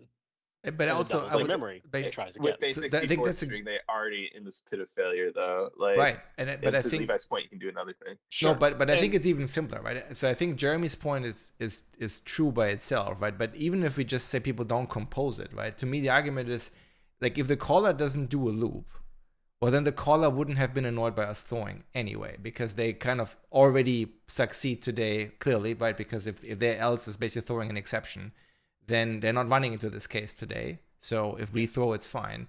Or if the caller is writing a loop, then I would argue they are in the pit of failure. Like there's no way around that, right? So because now it returns false for incorrect syntax. Now they double the buffer or whatever growing mechanism they have, and then they keep doing this until they right? So like I think like this API can't work if the fact that people have it work today is fair, but in that world, us throwing is still fine for them because they would never observe it. No, I mean it can work, right? Look at all the usages on grep.app by us. Like again, it's just you know that because they overestimate the size. Exactly. For valid inputs, right? But like the thing is like, but an invalid input is not going to need a bigger size. Like if all callers are overestimating the size, they don't care if we throw. I mean, a lot of those are like statics, right? So it's not super clear to me, like if they're actually looking at the size of the source, or they're just like, well, if the source is valid, it's definitely going to fit. Like the other thing is, but there's no such thing as an invalid source making something not fit. I mean, it could be too big. What do you mean? If your definition of an invalid source is one that can't write into that size of buffer, then yes, that's the point. But that's niche. Okay. Like that would be you allocate the maximum size buffer you give. If it says false, there's nothing you're going to do. You're just going to say your input is invalid, where invalid could mean is syntactically valid but too long. Again, you're going to throw. You don't care what happens. Who cares if we threw or you threw? Yeah, I mean, I think the difference between exceptions, which I think will be surprising from a try API versus So like the risk of every an time infinite somebody loop. says this, we have to bring back up tries are only supposed to return false for one class of error. There are plenty of tries that throw. They don't Yeah, try sure. or they don't throw for the thing that is deemed the most likely failure. Right, Yeah. right. But like I do it's fair. Like and for argument exceptions and invalid operation exceptions, stuff like that, like absolutely necessary. I would feel differently about this if we hadn't already shipped try from base 64 string. Like Which got it wrong. I think the difference is marginal, right? Like I don't think anyone's run the infinite loop with the base 64 string. I think I still want to Like, see a case where us throwing here would make code that is not in the pit of failure not work. I would argue the Right. only case we are breaking is cases that are already broken because they basically would allocate until they oom. Right. So, So I'll admit it's marginal either Yeah. way. But One I do pattern- think at that point it's consistency. Yeah, so Stefan shared a link in chat. It's basically just a grep search, but one pattern that I see frequently for try from base 64 string is where people try to put the output into a temporary buffer, and then they use that temporary buffer and then release it back to the array pool when they're done. And if try from base 64 string returns false, then they just call from base 64 string, and it will allocate the actual buffer or it will throw an exception. And then once they get the actual buffer, they just try using that too. So they use it not necessarily as a correctness thing, but as a performance optimization. Well, because they avoid the intermediate allocation. I mean, I guess that one is the fine. I don't feel like computing this. You compute it for me and tell me the right size. And if it returned false because the input was bad, now it's going to throw. So they've solved the I need to disambiguate this by calling the allocating method, but yes, because they don't actually weird. care about an exception in the failure case. They just want to avoid allocations in the common case. At least that's a pattern that I've seen a lot of from that link that Stefan shared. I mean, it would be annoying if it broke in one and not the other. I right? guess like, if the documentation says if it returns false, you should totally call the allocating one, because that's the only way to distinguish between buffer too small and invalid input. Then I guess that is the common handler. I mean, I think that's fine. Just have a doc comment say like either call the allocating one or like know in advance that your destination is large enough. Yeah, for chat, the return structure with a reason is called operation status. Yeah, yep. But we generally though we would put those in the system buffers text namespace, probably not here. Yeah, and they're not convenient to call. They're basically call the method, switch over the result, do something, right? Yep. And the whole point of this is that it's kind of performance oriented and still reasonable to call. So okay, Yeah. so let's go back then. So what are we going to do here? Are we basically saying we're doing the base 64 one where we basically accept that as the pit of failure to some extent and just call it good, or are we saying nah? My preference would be the throw on destination too small, but given local consistency, if we want to say that the convert.try froms that are span writing are shoot yourself in the foot, then that's fine. Can we change our mind here later? Probably not, right? Either way, it's breaking. No, not once it ships. Like we can't change our mind. Yeah, either way, that's when I don't think we might be able to get away with turning return false into throw for destination too small. I don't think we can turn throwing into false because people will have already been told they don't need to handle that. Yeah. Yeah, I think you're broken either way though, right? Because you're either throwing cases where you haven't, or you're basically forcing down a different code path that now results in you ooming, right? Yeah. So while I think Stefan has convinced me, and I definitely am going to need a drink after saying this, that the local consistency argument wins. Convert.try from that span writing is a pit of failure. Deal with it. Yeah, I mean, I'm honestly we should surprised also to consider, think that. But okay. We should consider an operation status API as well in system buffers text, because like I thought we had one. Just does the right thing. We have it for base 64, but it's only for ASCII. it's not for bytes to chars and back. I thought we Because had it a was hex meant to one. be like, not that I'm aware of. I swear to God, we added that. But even if we had a hex one, it's probably bytes to bytes because, like, you know, people are making arguments for networking performance rather than like regular usability. Yeah, I thought we had added it too. I swear to God, it's on a different type. I'm sure but I'm willing to say we have that API. I don't see it exposed from a brief search. But I'm trouble also is we have to probably find the looking one at the that's wrong at the thing. right layer, because this is apparently. I think the answer is we wrote the utility type, but we made it internal. That might be true Sure. because I'm So- sure like I saw at some point the type, but Because you we might have be right. internal static class hex converter, and that's what powers these guys. The question is, did we expose it with an operation status API somewhere else? Oh, this one also allowed the casing difference, right? That was the other one that we don't support. Yes. Yeah. That's the one that annoyed me the most, honestly. But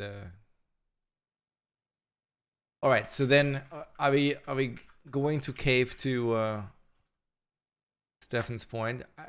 I mean, I will say like if we get core, we lost quorum a long time ago. But Yeah, 4 people is fine.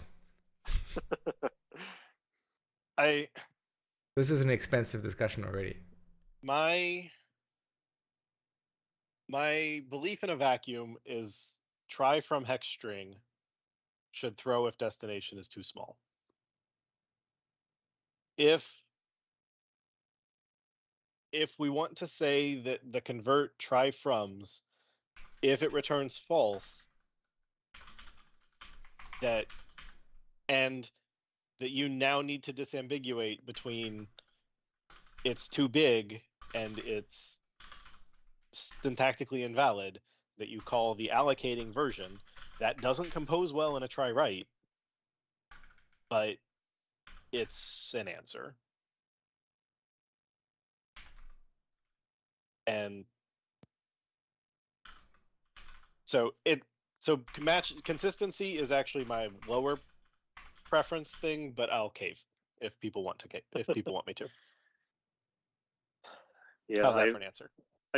I'm just not seeing evidence that people would misuse it if we're going by try from base 64 as our example.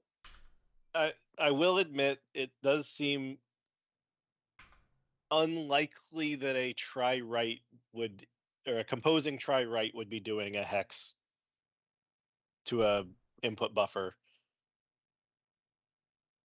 It's wrong, but it's probably niche, and we can just say grr.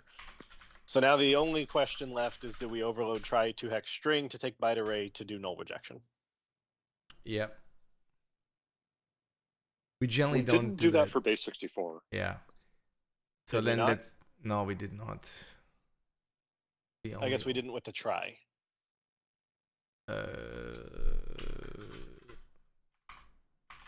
Because from base 64 char array will throw if null on the char array.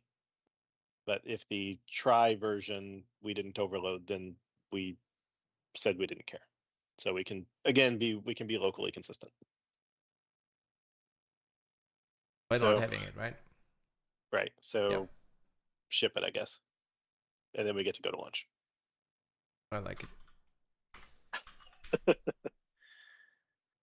All right. Well, thanks for fighting the good fight, Stefan. Slightly better decision. Like I don't even think it was a huge win or anything, but yeah, cool. You fought the good fight and you got good things in the end. Once we get the Alright. bug against us with the denial of service attack against Kestrel by passing in incorrect data, we will assign it to you, okay? Right. Watch. It will be like something I check in.